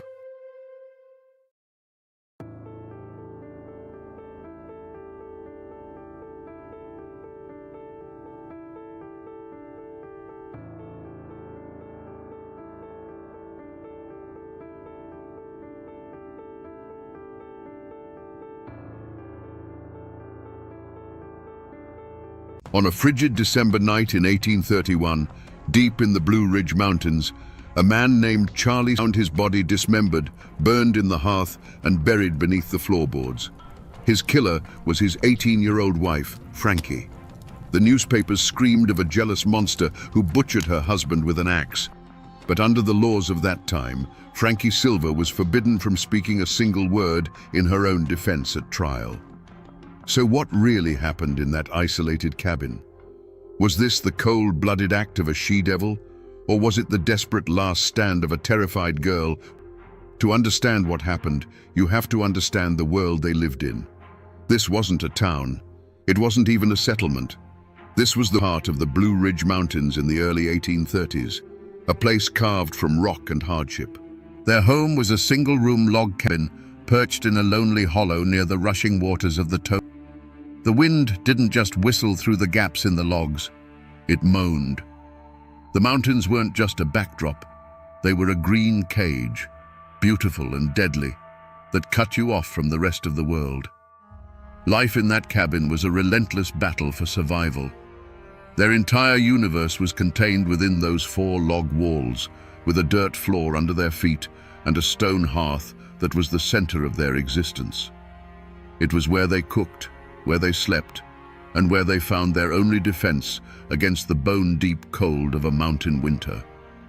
It was a place of immense intimacy, but also a place with nowhere to hide, where every frustration and every dark thought had no room to escape. Charlie Silver was just 19, but he was a man of the woods. He lived by his rifle and his traps, often disappearing for days at a time into the deep forest, chasing deer or checking his lines for beaver and fox. He was young, strong, and restless, a man who understood the language of the wilderness far better than the quiet, contained life of a husband and father. He was the one who brought the outside world and the meat for their table back to that isolated cabin. And in that cabin was Frankie. At 18, she was already a wife and a mother to their 1-year-old daughter, Nancy. While Charlie roamed the mountains, her world shrank to the size of that single room. Her days were measured by the cry of her baby, the crackle of the fire, and the deafening silence of the hollows. That kind of isolation can do strange things to a person. It can sharpen your fears until they have a razor's edge, and it can make the 4 walls of your home feel like a tomb. You can imagine their life was a cycle of hard work, long waits, and the brief, simple relief of reunion. The smell of wood smoke, the sound of an axe splitting firewood, the sight of Charlie returning through the trees with game slung over his shoulder. This was their ordinary life. This was the world they had built, fragile as it was. But the winter of 1831 was coming, and it carried a cold that had nothing to do with the weather. The conflict that ended Charlie Silver's life didn't begin that December night. Its seeds were planted generations before in the very soil of those mountains. You have to remember who these people were. They were the descendants of Scots-Irish pioneers, a people known for their fierce independence and their stubborn refusal to bow to anyone. They hadn't been given this land, they had tamed it. They had wrestled a living from the sides, fighting the woods, the winters, and sometimes each other for every acre. This land held memories of blood. It was not a peaceful place. Many of their grandfathers had been over-mountain men, the frontier riflemen who fought with brutal efficiency in the Revolutionary War. They learned a hard lesson in those days, that the only law you can truly count on is the one you enforce yourself. That belief seeped into the ground and rose up like a mountain mist. They distrusted authority from distant towns like Morganton. They settled their own disputes, often with a fist or a rifle, and they kept their secrets locked tight within the family. To be a Silver in that part of the country meant something. They were known as a hardy clan of hunters and trappers, men who knew the mountains like the back of their own calloused hands. They were proud, quick-tempered, and not to be crossed. A Silver man was expected to be the master of his domain. It was 100 acres of woodland or the 4 walls of a one-room cabin. It was a heavy legacy for a young man like Charlie to carry, a pressure to be tough, to be in control, to never show weakness. Frankie came from the Stewart clan, people just as tough and rooted as the Silvers. When she married Charlie, she crossed a line. She became a Silver. In that world, a woman's identity was tied completely to her husband. Her reputation was his reputation. Her duty was to him. This wasn't a partnership of equals. It was a hierarchy as old and as unyielding as the mountains themselves. Frankie wasn't just an isolated wife. She was an outsider who now lived under the formidable shadow of the Silver name. In a place this isolated, the only thing that traveled faster than a winter storm was a rumor. And the air around the Silver cabin had grown thick with them. The community wasn't just a collection of distant neighbors. It was a web of eyes and ears. Every family was connected by blood, marriage, or shared hardship, and they all kept a close watch on one another. 2 most watchful sets of eyes belonged to Charlie's father, Jacob, and his brother, John. The Silvers looked after their own, and from the start, they viewed Frankie, the Stewart girl, with a certain suspicion. They saw her as the outsider who had taken one of their boys. Whispers followed Charlie Silver when he came down from the mountains. Some said he had a temper that could flare up like a flash flood, especially when he'd been drinking. Stories of arguments that echoed through the hollow, of a young man growing restless and bitter with the heavy burdens of a wife and child, were passed from cabin to cabin. These weren't necessarily malicious tales. They were just observations, the way mountain people took the measure of a man. But each story added another thread to a net that was slowly tightening around that little cabin. The most poisonous rumor of all was that Charlie was planning to leave, not just for a long hunt, but for good. The story went that he'd been saving money and that he planned to take their daughter, Nancy, and head west, where a man could start over. Some versions of the rumor even gave his plan a name, another woman waiting for him somewhere down the trail. For a young wife like Frankie, alone and entirely dependent on her husband, this wasn't just gossip. It was a death sentence. You have to understand, these whispers weren't just idle talk. In a world built on honor and reputation, they were stones being thrown. Frankie would have felt their impact every day. A neighbor who wouldn't quite meet her eye. A sudden silence when she approached a group of women at the creek. The air in that community was charged with unspoken judgments and hidden tensions long before Charlie disappeared. The isolation of her cabin became a social quarantine, leaving her trapped with her fears and a husband who, the whispers said, was ready to abandon her. So when that fateful December arrived, the stage was already set. This wasn't a sudden storm breaking over a clear sky. This was the culmination of months of pressure building up behind a cracking dam. The Silver clan was watching, the neighbors were whispering, and inside that one-room cabin, a silent, bitter war was being waged. The mountains have a way of talking to those who know how to listen, and in the weeks leading up to that Christmas, they were screaming. The old folks would later say the winter of 1831 came on with an unnatural bitterness, a cold that felt personal, like a premonition. They said the screech owls cried from the ridges with a sound that wasn't just a call, but a shiver looking for a spine to run down. In the folklore of those hills, a screech owl calling near a home was a death warning, a sign that a soul was about to be claimed. And the owls, they say, were crying nightly over the silver cabin.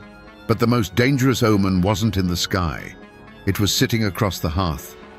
Charlie Silver had become a stranger in his own home. The restlessness that had always been part of him had curdled into something darker.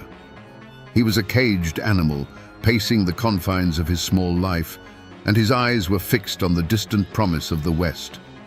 Every mention of leaving, every coin he saved and hid away, wasn't just a plan, it was a threat. In the cabin was no longer a comfort for Frankie, but a constant, grinding source of tension. He was the human catalyst, the walking, breathing prophecy of the disaster to come. And Frankie felt it. She felt it in the pit of her stomach, a cold knot that had nothing to do with the winter chill. She would stand in the doorway of the cabin with baby Nancy on her hip and look out at the woods. The familiar trees now seemed to cast long, grasping fingers of shadow. The wind whistling through the hollow sounded like it was whispering a warning she couldn't quite understand. It was a suffocating sense of dread, the feeling you get when you're standing on a precipice in the dark. She couldn't have known what was about to happen, but she knew with every fiber of her being that her world was about to be torn apart. The night of December 22nd, 1831, arrived cold and clear. Inside the silver cabin, the fire in the hearth would have been battling the bitter chill, casting flickering shadows that danced on the rough-hewn log walls. The baby, Nancy, was asleep, and in that suffocating little room, the final act began. We will never know the exact words that were spoken between Frankie and Charlie. The fire was the only witness, and it keeps its secrets. We know that a line was crossed, a point from which there could be no retreat. Perhaps it happened just as the prosecution later claimed. Charlie, his mind set on a new life in the West, finally told her. Maybe he said it calmly, maybe he said it cruelly. He was leaving. He was taking the money they had scraped together. And most devastating of all, he was taking their daughter. For Frankie, this would have been a declaration of war, a sentence of slow starvation and disgrace in the wilderness. In that moment, he ceased to be her husband and became the man who was going to steal her child and destroy her world. Or maybe the mountain legend is true. Maybe Charlie came home that night not with a plan, but with a bottle inside him. Maybe an argument over nothing exploded into violence. The legend whispers that he threatened Frankie, that he even threatened to harm the baby. In this version, Frankie wasn't a woman scorned, she was a mother protecting her young. He wasn't a man with a dream of the West. He was a drunken monster who had brought the terror of the outside world into the one place she was supposed to be safe. Whichever story is true, the result was the same. A final, unbearable choice was forced upon Frankie Silver. And in that cabin, there was a tool. It was an axe. It was not a weapon of murder. It was an instrument of survival, used every single day to split the firewood that kept them from freezing to death. It was a familiar weight in a woman's hands. As Charlie turned his back, or as he fell into a drunken, snoring sleep by the fire, Frankie's hand closed around that smooth, worn handle. The decision was made. The argument was over. The whispers and the fears of the past months all converged into one single, terrible point of focus. The firelight glinted on the polished steel of the axe head. The sound of her own heart was likely a deafening drum in her ears. In the silence that followed the last angry word, she lifted the tool that had kept her family alive, and in the next moment, she would use it to end her husband's life. The first drops of blood were about to fall. We must now step into that cabin, into the moment after the axe has fallen. There was no scream. There was only a dull, wet thud that was nothing like the sound of splitting firewood. It was a soft, final sound. And then, a silence so complete it seemed to swallow the crackle of the fire itself. In that instant, the world stopped.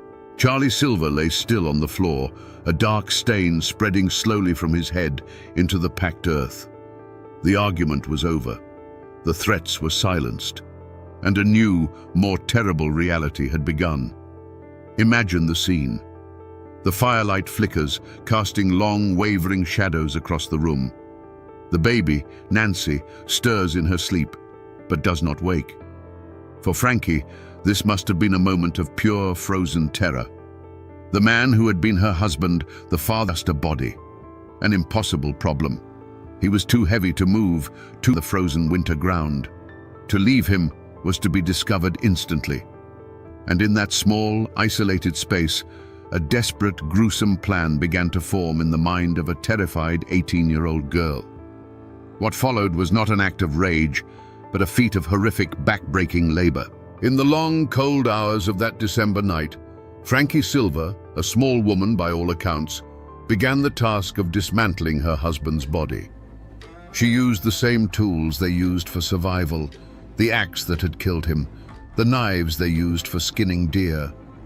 This was not the work of a monster reveling in gore. It was the frantic, mechanical work of someone trying to erase a terrible truth, to make a man disappear. The only witness, that fire, which had been the heart of their home, the source of warmth and life, now became a hungry mouth. Piece by piece, she fed the flames. The smoke that curled up the chimney and out into the cold mountain air would have changed, growing heavy and greasy, carrying a secret that would stain the smell in that cabin must have been unimaginable, the air thick with the evidence of her work. Some parts would not burn.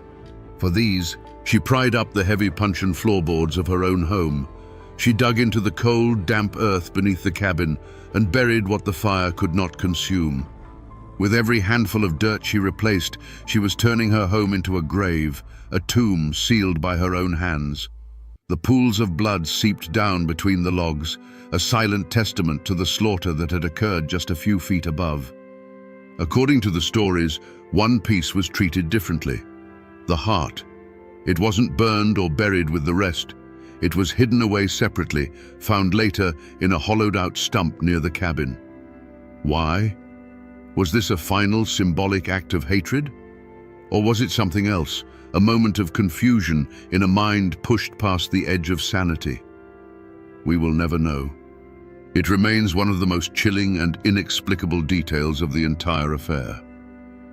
As the first grey light of dawn crept over the mountain ridges, the work was finally done. The fire smoldered with a strange, unnatural heat. The floorboards were back in place. From the outside, the cabin looked just as it always had, a lonely puff of smoke rising into the winter sky.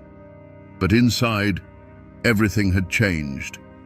Frankie Silver was alone with her child, and a secret that was buried in the ashes and under the floor, a secret that could never be contained. Let us, for a moment, try to do what the court never could. Let's try to step inside the mind of Frankie Silver in those terrifying hours. This is not to excuse what she did, but to understand the mechanics of how a human being can arrive at such a brutal act. What switch flips in a person's mind to turn a wife and mother into a killer who could dismember her husband by the light of their own hearth fire? Let's first walk the path the prosecution laid out, the path of the jealous monster. In this version, her mind was a pressure cooker of resentment and fear. The core of her logic was twisted but simple. He is going to destroy me. In her world, a woman abandoned by her husband, her child stolen away, she isn't trying to erase a man, she's trying to erase a moment of justifiable terror that she knows will be her death sentence. After the deed was done, did she feel triumph, relief, or a chilling, bottomless emptiness? If she was the jealous killer, she might have felt a grim sense of victory, the quiet of a problem solved, quickly replaced by the cold fear of discovery. If she was the abused wife, she would have felt nothing but a hollow, ringing terror, a mind shattered by what she'd been forced to do. Only Frankie knew which path she walked in her own mind. And that is the most terrifying part of all. In the days that followed, an unnatural quiet settled over the Silver cabin. It was the silence of a secret. Frankie moved like a ghost through the small room, tending to the baby, stoking the fire, sweeping the dirt floor with a frantic energy. To any neighbor who might pass, she would have looked like a woman waiting for her husband to return from a long hunt. But inside, the air was thick with what was missing. Every creak of the logs, every cry from the baby, must have sounded like an accusation. The outside world soon came knocking. First came the questions, casual at first. Seen Charlie? Frankie had her stories ready, but they shifted like smoke. To one person, she'd say he'd gone off on a long hunting trip and was overdue. To another, she'd let slip a more bitter tale, that he'd taken the money they had saved, abandoned her and the child, and run off to the west. The stories didn't match, and in a community where every detail was noted and remembered, these contradictions were like cracks appearing in a frozen river. Her fight for survival had become a performance. She had to play the part of the wronged wife, worried but also resentful. She had to manage her grief, her fear, and her lie all at once, under the constant watchful gaze of the community. Little Nancy was her anchor, the living reason for what she had done.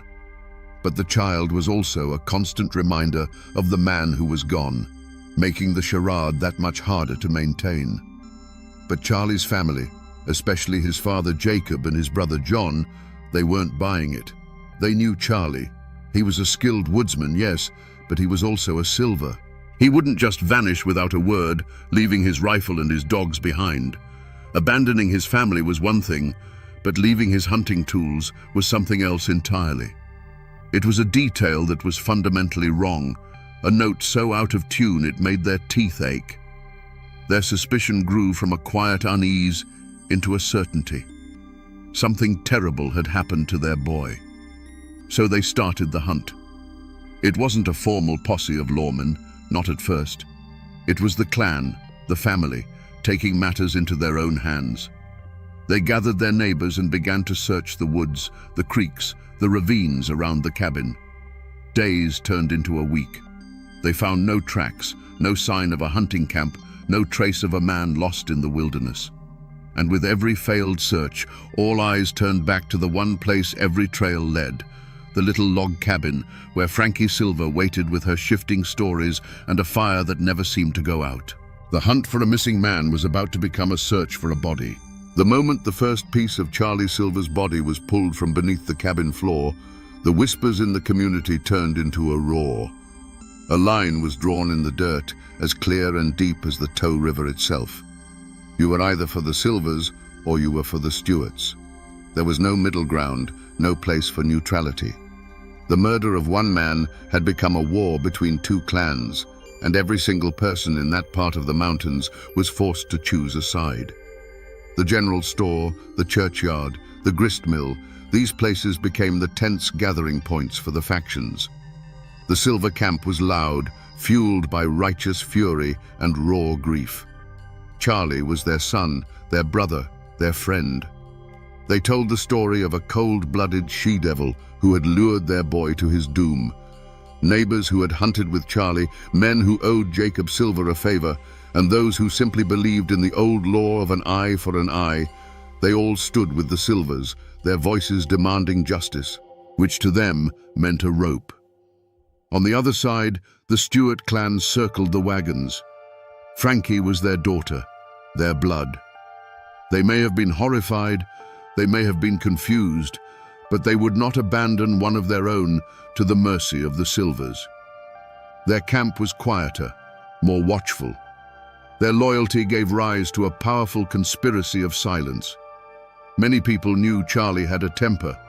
Many had heard the rumors of his planned abandonment, but who would dare speak of it now? To defend Frankie, even to suggest there might be another side to the story, was to paint a target on your own back. The Silvers were a powerful family, and their anger was a dangerous fire. Fear became a currency, and silence was the only way to stay safe. This division wasn't just abstract, it played out in small, defining actions. Frankie's own mother and brother were immediately suspected of helping her, of choosing the loyalty of blood over the law of men. A neighbor who might have seen them near the cabin that night would have looked the other way, his silence a shield for himself and an alibi for them. In contrast, another neighbor, seeing the greasy smoke pouring from the chimney for days, finally worked up the courage to tell Jacob Silver his suspicions. That act wasn't just sharing information, it was a public declaration of allegiance, a brave or foolish step, depending on who you asked. The community had fractured, turning lifelong friends into wary strangers and neighbors into potential enemies. After the verdict, Frankie Silver was a dead woman walking. But her family, the Stewart clan, refused to accept it. To them, the trial in Morganton had been a farce, a piece of legal theater orchestrated by the Silvers. Justice wasn't a blindfolded woman with a scale, it was a rope with a noose, and it was meant for their daughter. So her father, Isaiah, and her uncle concocted a desperate plan born from love and defiance. One night, a set of boys' clothes was smuggled into Frankie's cell. She was a small woman, and with her hair cut short, she could pass. They broke her out of the Morganton jail, and she vanished into the night. The Blue Ridge Mountains that had cradled her in her youth now became her last, best hiding place. With her father as her guide, Frankie fled back into the familiar labyrinth of ridges and hollows. They moved like ghosts, following game trails and creek beds, sleeping in caves and thickets. For a short, breathless time, she was free. She was no longer Frankie Silver, the convicted killer. She was just a boy, lost in the woods, a shadow among shadows. The mountains, which had been her cage, were now her sanctuary, their ancient silence her only shield. But back in the flatlands, a firestorm of rage had erupted. A posse was formed, led by the sheriff, but fueled by the cold fury of the Silver clan. They were not public spectacle. You have to picture the Morganton courthouse. It wasn't a sterile, quiet chamber of law. It was a tinderbox packed with bodies, smelling of wet wool and simmering hatred. Armed guards stood at the doors, not just to keep the prisoner in, but to keep the community from tearing itself apart. On one side of the room sat the Silver clan, their faces carved from stone, their eyes burning with a demand for vengeance. On the other side, huddled together, were the Stewarts, silent and grim, watching their world crumble. And in the middle of it all sat Frankie Silver. She was a small, silent figure, almost a child, swallowed up by the heavy machinery of the law. The most brutal fact of her trial was not the evidence against her, but the gag that the law itself had placed over her mouth. Under the legal customs of that time, an accused person could not testify in their own defense. She was a ghost at her own trial, forced to listen as lawyers and witnesses constructed the story of her life and her crime, while she was forbidden to speak a single word. She could not confirm, she could not deny, she could not explain. The prosecution had an easy task. The lawyer laid out the evidence piece by horrifying piece. He presented the bone fragments from the hearth, the blood-soaked earth from beneath the floorboards, the testimony of the searchers. He painted a simple, damning picture of a jealous, monstrous woman who had butchered her husband in a fit of rage because he planned to leave her. It was a story that was clean, brutal, and easy for a jury to understand. What could her lawyers do? They were hamstrung, fighting a ghost story with a mountain of physical evidence. They could argue points of law, they could question the witnesses, but they could not put their client on the stand to tell her side of the story. They couldn't tell the jury about Charlie's temper or about a potential threat to the baby, because the only person who could testify to that was legally silenced. They were fighting a fire with their bare hands. The verdict, when it came, was no surprise. The jury barely had to deliberate. The word guilty echoed in the tense courtroom. A wave of grim satisfaction rolled through the Silver side of the room. On the Stewart side, there was only the quiet devastation of the inevitable. The judge, his duty clear, sentenced Frances Silver to be hanged by the neck until she was dead. The law of men had spoken. The formal process of justice, as understood by the courts in Morganton, was complete. But looking at that small, muzzled woman being led away in chains, one has to ask the question that has haunted these mountains ever since. Was justice actually served? Or was it simply the final formal act of a tragedy whose ending had already been written in blood and ashes? The day Frankie Silver was hanged, a heavy silence fell over Morganton. The spectacle was over. But for the families involved, the story was just entering its next long chapter. For the Silvers, the verdict was not a victory, and the execution was not a release. They had their justice, their eye for an eye, but it didn't bring Charlie back. The horror of his death became a dark stone in the foundation of their family, a cautionary tale whispered to future generations about the dangers of marrying an outsider. The name Frankie Silver became a curse in their homes, a synonym for the ultimate betrayal. The justice they had won felt as cold and empty as a winter grave. For Frankie's family, the Stewarts, the shame was a poison that seeped into the ground they walked on. They were now the kin of a convicted killer, the first woman ever hanged in North Carolina. They bore the weight of her crime in every sideways glance at the general store, in every conversation that stopped when they approached. Her father, Isaiah, who had risked everything to break her out of jail, was a broken man. He lived out his days under a cloud of grief and suspicion. The family that had been proud and independent was now marked, forced to live with the consequences of an act they did not commit, but could never escape. And what of the child at the heart of it all? Little Nancy Silver was now an orphan, her legacy a horror story. Her mother had murdered her father. She was raised by relatives, growing up in the shadow of a tragedy she was too young to remember, but could never outrun. She was the living, breathing embodiment of that terrible night, a constant reminder of the blood that connected the two feuding families. Her life would be forever defined by the actions of her parents, a quiet testament to the innocent lives that are shattered in the wake of such violence. In the wider community, a collective amnesia began to set in. The story was too ugly, the divisions it created too deep. To heal, the community had to forget. People stopped talking about Frankie Silver. Her name was scrubbed from polite conversation. The brutal murder, the sensational trial, the dramatic escape, it was all pushed down, buried under the relentless demands of survival. The scar on the community was deep, and the only way to live with it was to pretend it wasn't there, to cover it with a thick blanket of silence. But in the mountains, stories don't die. They just go to sleep, waiting for the right voice to wake them up again. And what is left of this story today? If you go looking for the physical traces of Frankie Silver, you will find mostly ghosts. The one-room cabin is long gone, its logs rotted back into the earth, reclaimed by the deep woods of the Tow River Valley. The forest has swallowed it whole, erasing the scar from the land, but not from the memory.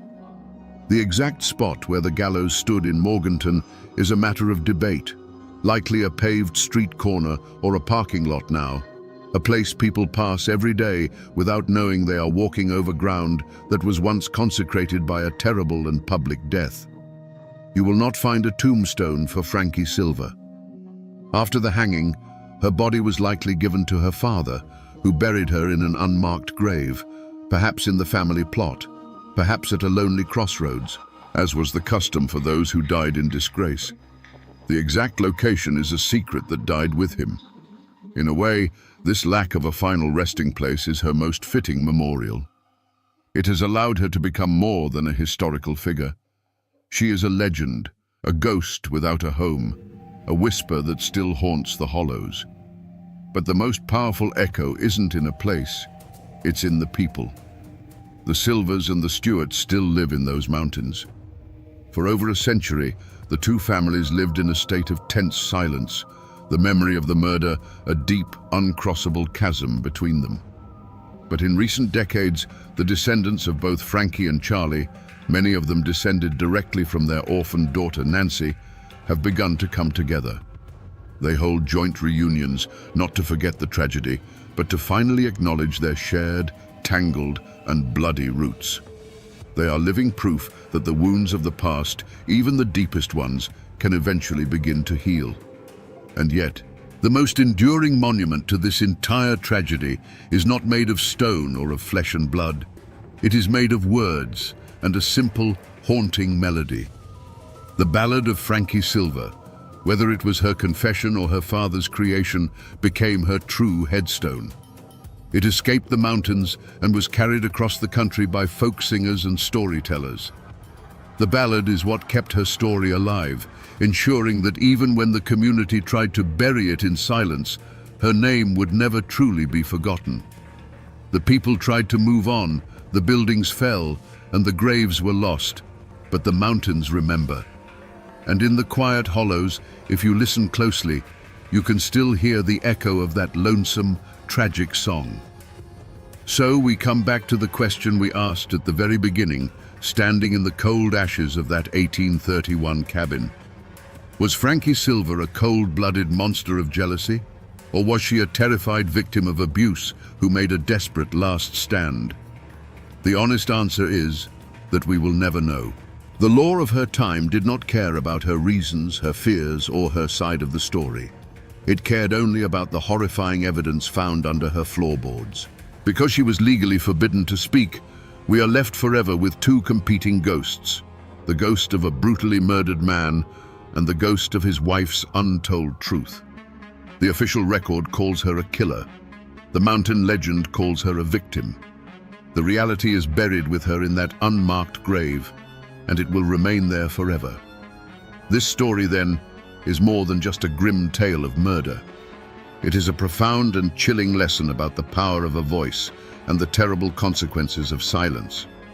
Frankie Silver was silenced by the law, but an entire community was silenced by fear and by a fierce clan loyalty that chose sides instead of seeking truth. Her story warns us what happens when justice becomes a synonym for vengeance, and when a person's humanity is stripped away until they are nothing more than the sum of their worst possible act. It is a story not just of cruelty, but of the immense weight of the past in these mountains, and how a single act of violence can send ripples of grief and division down through the generations. The court of men gave its verdict. The whispers of the mountains gave another. And now, you have heard the evidence, the rumors, and the legends that surround one of Appalachia's darkest and most enduring tragedies.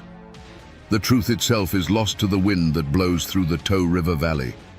But the story, the warning, the mystery, the sorrow of it all, that story is now yours to keep.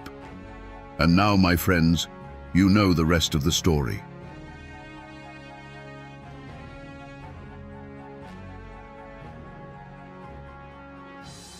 Standing on the banks of a slow-moving creek in the heart of Clay County, Kentucky.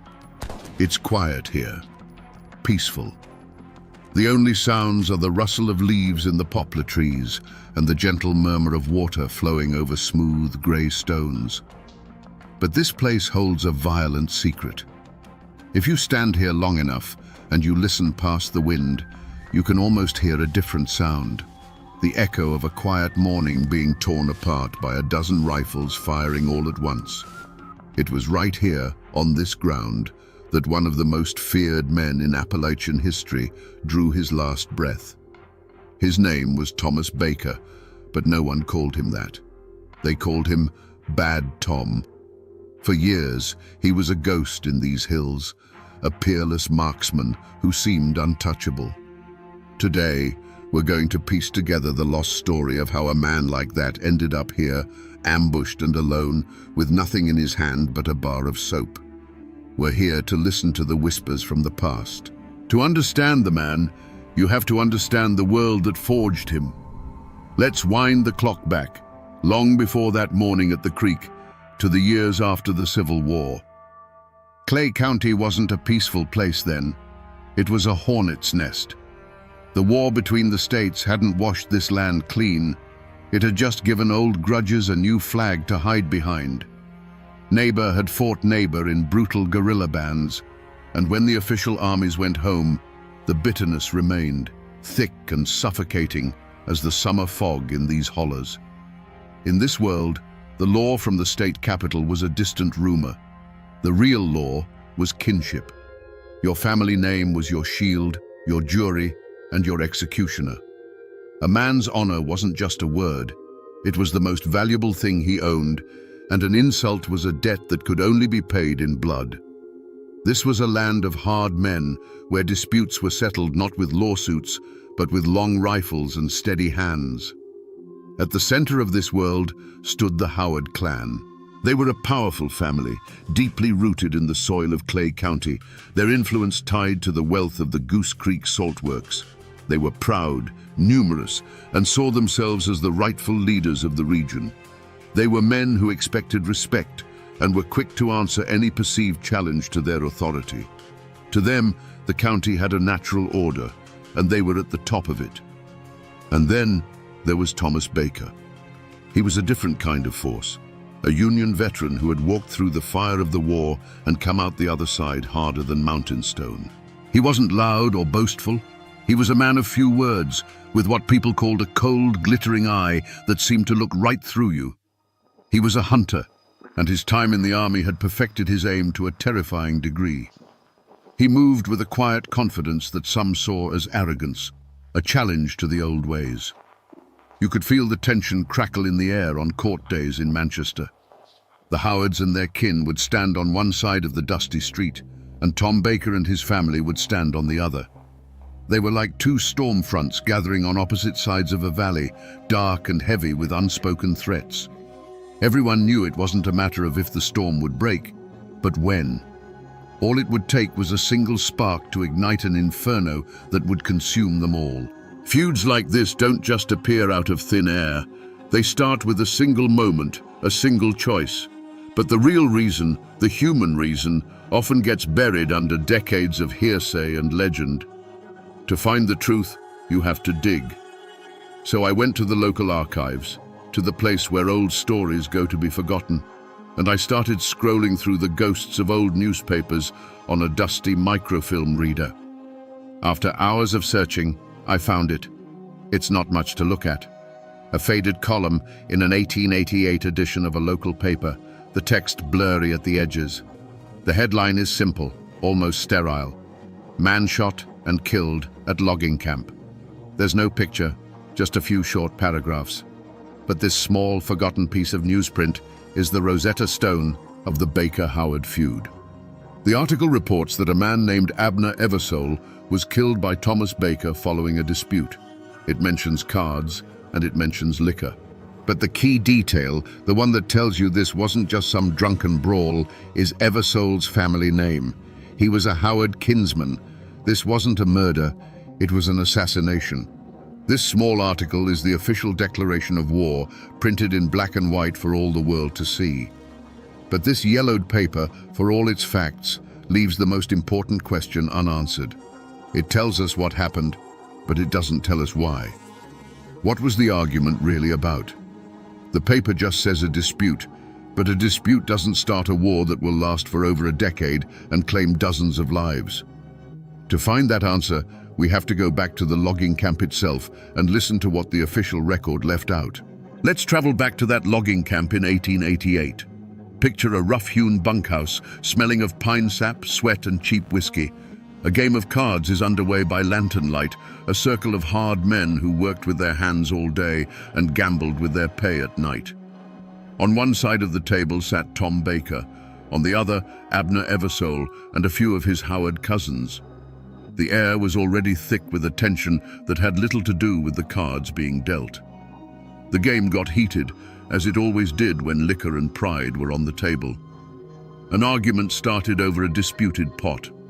Eversole, maybe feeling brave with his kinsman beside him, pointed a finger at Baker and accused him of cheating. The other men fell silent. It was a dangerous accusation to level against any man in that camp, but to say it to Tom Baker was like throwing a lit match into a barrel of gunpowder. But it wasn't just about the cards. A darker rumor had been festering in the county for weeks, a whisper that Tom Baker had stolen a pig from a Howard family homestead. In a place where livestock was a family's wealth and a man's reputation was everything, this was the gravest of insults. It branded him a common thief. And now, in the middle of the tense bunkhouse, Eversole made the fatal mistake of saying the quiet part out loud. He threw the accusation of the stolen pig right in Baker's face. The room went dead still. This was the moment, the point of no return. Tom Baker didn't shout. He didn't curse. He simply pushed his chair back and stood up. In a voice that was low and steady, a voice colder than a winter creek, he looked Eversole in the eye, denied the charge, and demanded he take it back. For a long second, Abner Eversole had a choice: swallow his pride and live, or stand his ground and die. Emboldened by his friends and the whiskey burning in his gut, he made his choice. He refused to apologize, and his hand went for the pistol at his belt. He never cleared the holster. Baker's draw was a single fluid motion, a flash of steel and a deafening roar that shook the tiny bunkhouse. Abner Eversole crumpled to the floor. The card game was over, and the story behind that brief newspaper article was written in blood. Paper records and newspaper clippings can only tell you so much. They give you the bones of a story, but not the heart. To find that, you have to talk to the people who carry the story in their blood. I found James Baker sitting on the front porch of his small house, tucked away on a ridge overlooking the same hills his infamous ancestor once roamed. He's a man in his 80s now, with his great-grandfather's clear, steady eyes and hands weathered by a lifetime of working this land. He offered me a seat and listened patiently as I explained what I was doing. He'd heard it all before, from reporters, from authors, from curious outsiders. He nodded slowly, a tired smile playing on his lips. "You've been reading the books," he said, his voice a low Appalachian drawl. "They all talk about a stolen pig. They make my great-grandfather out to be a common thief who killed a man over a card game. That's the story the Howards wanted everyone to believe. It's cleaner that way." Then he leaned forward in his rocking chair, his eyes locking onto mine with an intensity that spanned a century. "But the story my father told me, the one his father told him, is different. There was no stolen pig. That was a lie, a slander cooked up by the Howards because Tom was becoming too well respected, and they couldn't stand it. They wanted to tear down his name. My great-grandfather," he continued, his voice dropping, "was not a man who started fights, but he was damn sure a man who finished them. In that logging camp, Abner Eversole didn't just accuse him of stealing. He'd been drinking, and he got mean. He looked Tom square in the face, and he said something vile about his wife, Mary. An insult so foul that in those days, for a man to say that about another man's wife, there was only one possible answer. It wasn't a choice, it was a duty." Hearing him say that, the whole story shifted. The dusty newspaper article felt hollow, incomplete. This wasn't a feud over property or a card game. According to the Baker family, this was about a sacred line being crossed. A husband defending his wife's honor in the only way his world understood. Suddenly, Tom Baker wasn't just a killer. He was an avenger. Let's go back inside that cramped, smoky bunkhouse. The argument over the cards and the stolen pig was just the kindling. Abner Eversole, full of liquor and backed by his kin, decided to throw gasoline on the fire. He looked Tom Baker dead in the eye, and the words that came out of his mouth were not about cheating or theft. They were a vile personal attack aimed squarely at Tom's wife, Mary. It was a poisoned dart of an insult designed to strip a man of his dignity in front of his peers, to stain the one thing in his life he held sacred. The air in the room was sucked out in an instant. The other men froze, their eyes wide. This was no longer a squabble. This was a line being crossed, a taboo violated. In the code of the mountains, you could challenge a man's strength, his word, even his life. But you did not speak ill of his wife. To do so was to invite death to your door. Everyone in that room knew that Abner Eversole had just signed his own death warrant. Tom Baker's reaction was terrifying in its stillness. There was no explosion of rage, no shouted curses. A deep, cold calm settled over him. He slowly pushed his chair back from the rough plank table and rose to his full height. His face was a mask of stone, and that glittering eye of his was fixed on Eversole, not with anger, but with a kind of finality, like a judge who has already passed sentence. In a voice that cut through the silence, he said, "Take it back." It wasn't a request, it was an order. One last chance to step back from the abyss. But Eversole was trapped. His pride, the whiskey, and the watching eyes of his cousins had him in a corner. To back down now would be to live with the shame forever. He likely let out a sneer, a drunken laugh, and doubled down on his insult. His hand, clumsy and slow, dropped to the butt of his pistol. It was the last mistake he would ever make. Before Eversole's fingers could even get a proper grip, Tom Baker's hand moved. It wasn't a frantic motion. It was a blur of practiced economy, a movement he had honed in the chaos of war and the solitude of the hunt. The gunshot wasn't just a sound. It was a physical blow that slammed into the walls of the small room. Abner Eversole was thrown backward, the look of shock permanently etched on his face as he hit the floor. Tom Baker stood for a moment in the ringing silence, the smoke curling from the barrel of his revolver. He didn't look at the other men. He simply holstered his weapon, turned, and walked out into the night. He knew what he had just done. He hadn't just ended a man's life. He had sounded the first trumpet of a long and bloody war. From that moment on, there would be no apologies, no truces, and no peace. There would only be the feud. The killing of Abner Eversole lit the fuse. What followed was an explosion of violence that turned Clay County into a war zone. The feud spilled out of the isolated hollers and into the streets, and the epicenter of it all was right here, where standing now, the town square in Manchester. Today, it's a peaceful place. Cars pass by, people go in and out of the shops. It's hard to imagine it as anything else. But if you walk with me over to the old courthouse, a proud, red brick building that has seen more history than any person alive, and you run your hand along the wall facing the street, you'll feel it. The surface isn't smooth. It's dotted with small, dark pockmarks, little craters where the brick has been chipped away. Most people probably walk past these scars every day and never give them a second thought. But these aren't from weather or age. Right here. This is where it happened. Each of these marks is a silent testament to the chaos, a bullet hole left from a day when this town square was a free fire zone. This place, the very symbol of law and order in the county, became a hunting ground. The courthouse steps were turned into a fortress, and men used wagons and street corners as cover while they waged their private war in public, with no regard for who was caught in the crossfire. We're about to go back to one of those days, to a moment when the gunfire was so intense its echoes are still trapped in this very brick. Imagine a stiflingly hot court day in Manchester. The town square is crowded, but it's a tense, watchful crowd. The unwritten rule on these days was that the town itself was neutral ground, but nobody believed it. Men with rifles leaned against porch posts, their eyes never still. The Bakers and their allies gathered near the livery stable. The Howards and their faction stood in a tight knot on the courthouse steps, a clear claim to the seat of power. It was a powder keg waiting for a spark.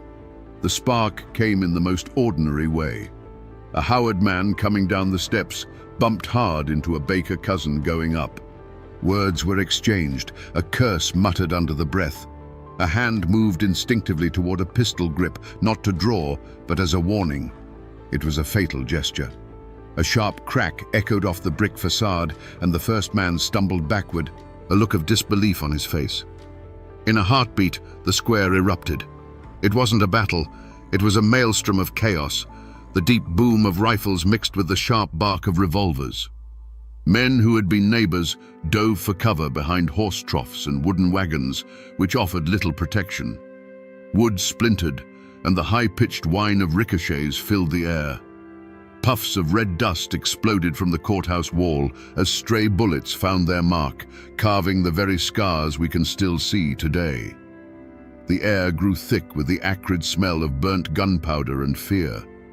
From the center of it all, Wilson Howard, the patriarch of his clan, tried to bring order to the chaos, shouting directions to his men. He was a commanding figure, a rock in the middle of a violent storm. He stood his ground, a symbol of his family's defiance and power, directing the fire from the top of the stone steps. It made him a leader. It also made him a target. Across the square, from the relative safety of a doorway, Tom Baker raised his long rifle. He was not a man for chaotic firefights. He was a hunter, a marksman. For him, this wasn't a brawl. It was a series of calculations. He rested the barrel, took a breath to steady his hands, and squeezed the trigger. There was no wasted motion. A single, heavier crack cut through the din. Wilson Howard, who a moment before had been a pillar of command, suddenly stiffened. His rifle slipped from his grasp, clattering on the stone steps. He didn't cry out. He simply looked down at his own chest with a look of profound surprise before he folded, collapsing in a heap at the feet of his kin. The sight of their fallen leader broke the Howards' charge. A stunned silence fell over their side of the fight. The firing sputtered and died out as they rushed to drag his body out of the line of fire, their retreat a panicked scramble. The Bakers held their ground, watching them go. The fight was over as suddenly as it had begun. All that was left was the thick blue haze of smoke hanging in the silent air, the glint of brass casings on the dusty ground, and the new dark holes in the courthouse wall. After a storm of violence like the one that swept through Manchester, the official machinery of the law begins to grind, slowly and often ineffectively. And it leaves behind a paper trail. I'm holding a copy of the coroner's inquest into the death of Wilson Howard. It's a formal document, written in a looping bureaucratic script that tries to impose order on a day of pure chaos. You read through the dry, legalistic language, and it feels like it's describing a different event entirely. It lists the deceased, Wilson Howard. It notes the location, the town square. Then you get to the most important part, the cause of death. It simply says, "Deceased came to his end by means of a gunshot wound." That's it.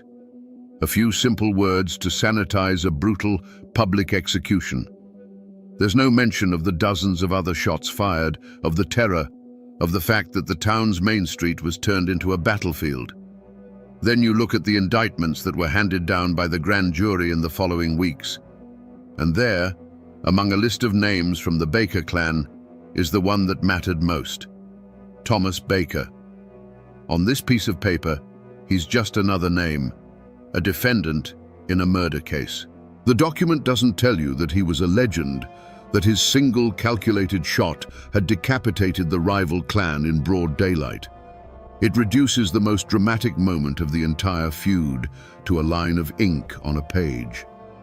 This is the official truth, the version of the story that's written down in the county archives. But it's a sterile, bloodless truth. It's a lie by omission. Because in the mountains of Clay County, an indictment from a courthouse in Manchester was one thing. Getting a man like Tom Baker to stand for trial was another thing entirely. The law had pointed its finger at him, and now it had to come into the hills and get him. That piece of paper, the indictment, was a challenge. And so the law, slow and uncertain, sent a posse into the hills to retrieve Tom Baker. But this was not their world. They were men of the town, sent into a labyrinth of creeks and hollers where every tree could hide a rifleman and every shadow felt like a threat. They were hunting a legend in his own kingdom, and they knew it. Tom Baker wasn't hiding. He was simply gone, absorbed back into the landscape that had made him. The posse would ride for days, finding nothing but cold campfires and tracks that vanished on stony ground. The locals they questioned would meet their eyes with a vacant, unhelpful stare. No one had seen Tom Baker. No one knew anything. But the posse felt his presence everywhere.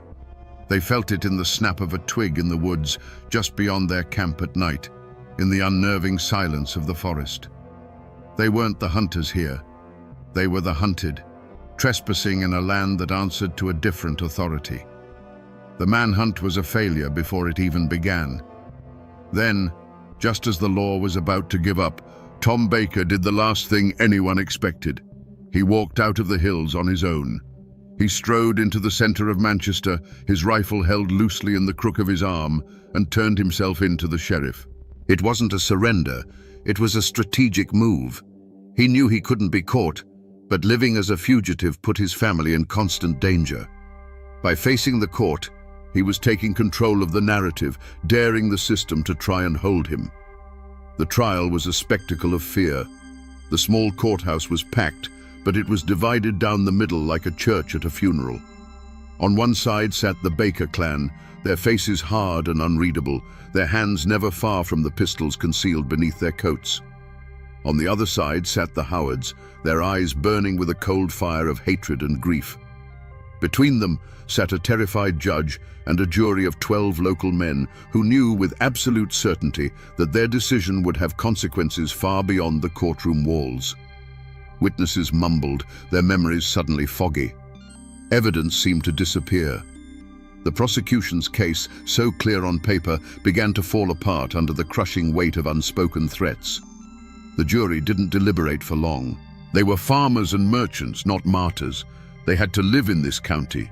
When they filed back in, the foreman wouldn't look at the Howard family. In a quiet, nervous voice, he delivered the verdict: not guilty. The shooting of Wilson Howard was ruled an act of self-defense. A low murmur went through the room. Tom Baker stood, nodded once to the jury, and walked out of the courthouse a free man, his legal innocence now as much a part of his legend as his marksmanship. The Howards were left with nothing but rage. The law had failed them. Their patriarch was dead, and his killer had walked away without consequence. They knew then that if they wanted justice, they would have to get it themselves, not with indictments, but with bullets. Every story eventually ends in the same place. I'm standing in a quiet cemetery on a hillside just outside Manchester. The wind whispers through the cedar trees, and the old tombstones lean at odd angles, their inscriptions softened and blurred by a century of rain and sun. This is where the old names of Clay County come to rest. The names of farmers, merchants, mothers, children, and the names of feuding warriors. Over here, beneath a thick, respectable slab of granite, lies Wilson Howard. The stone is weathered, but it was clearly expensive for its time, a final statement of his status as the patriarch of a powerful clan. It speaks of a man of substance, a leader of the community. There's an air of tragic dignity to it, the resting place of a man whose death was never truly avenged by the law. And then, if you walk just 50 yards down the slope, you'll find another stone. It's simpler, more rugged, cut from local stone. The name carved into it is clear and deep: Thomas Baker, 1845 to 1899. Seeing them here so close together is a profound and bitter irony.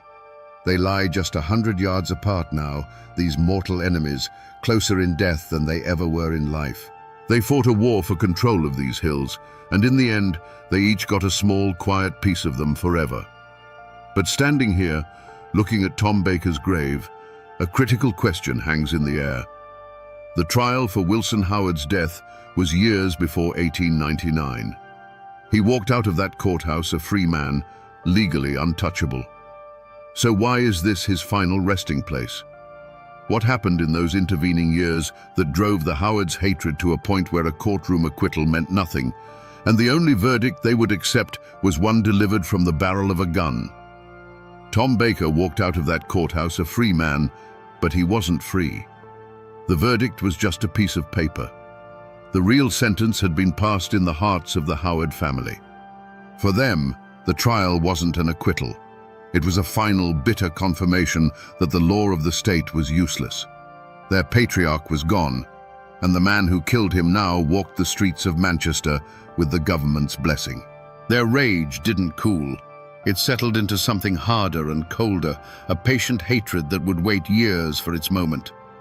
The feud entered a new grinding phase.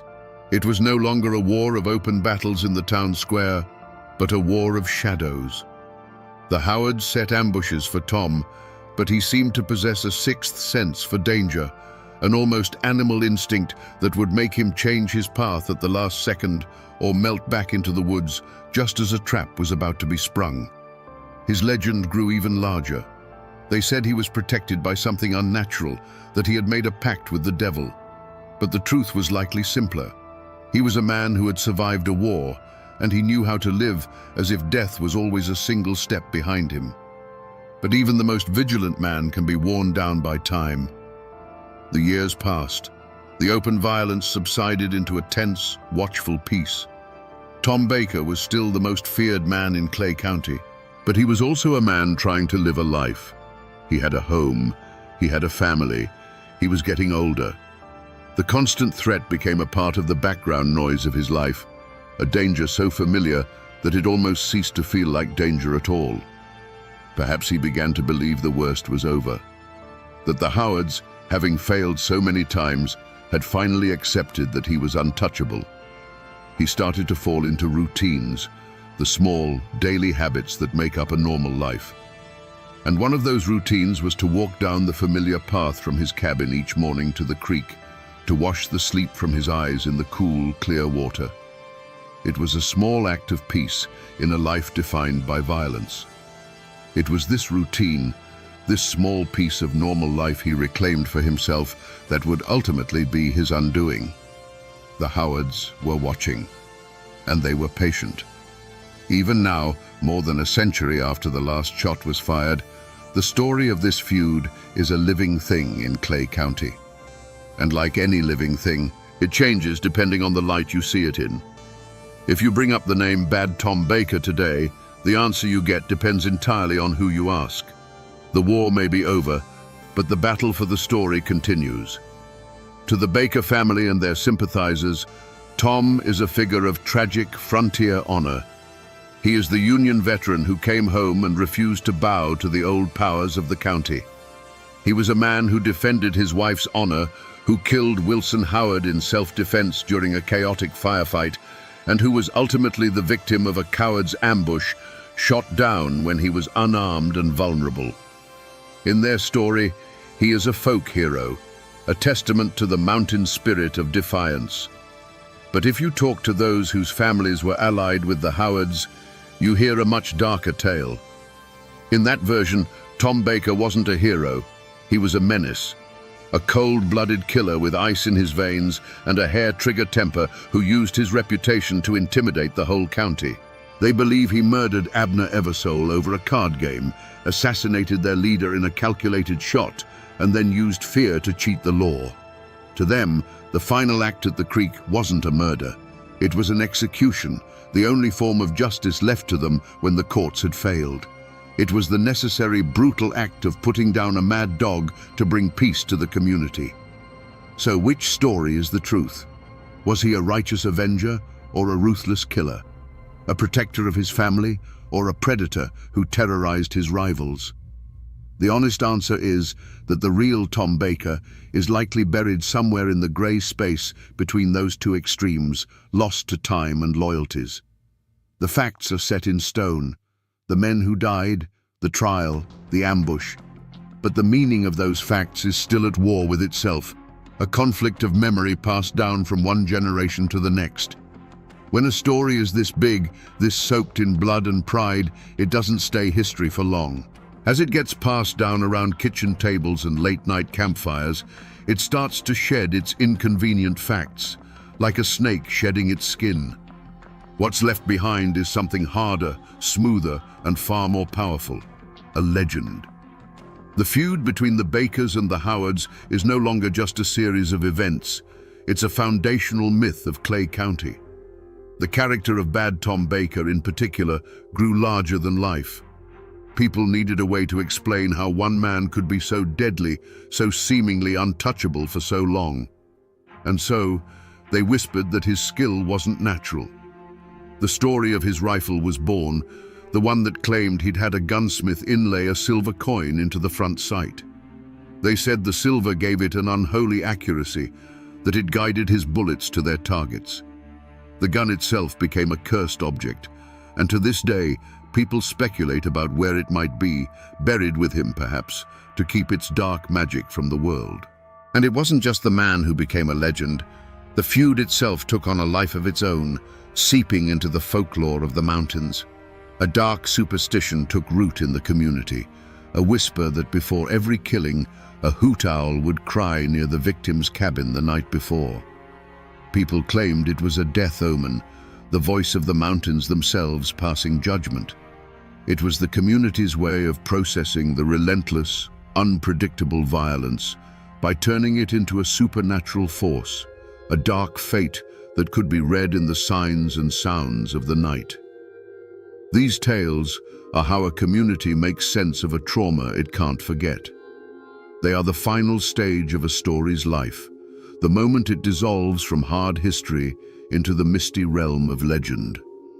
They serve as a warning, a ghost story to tell children about the price of pride and the darkness that can rise up between neighbors. The facts may fade, but the legend of Bad Tom Baker, his silver-sighted rifle, and the crying owl of death still haunts these hills. And so, we find ourselves back where we started, on the banks of this quiet creek.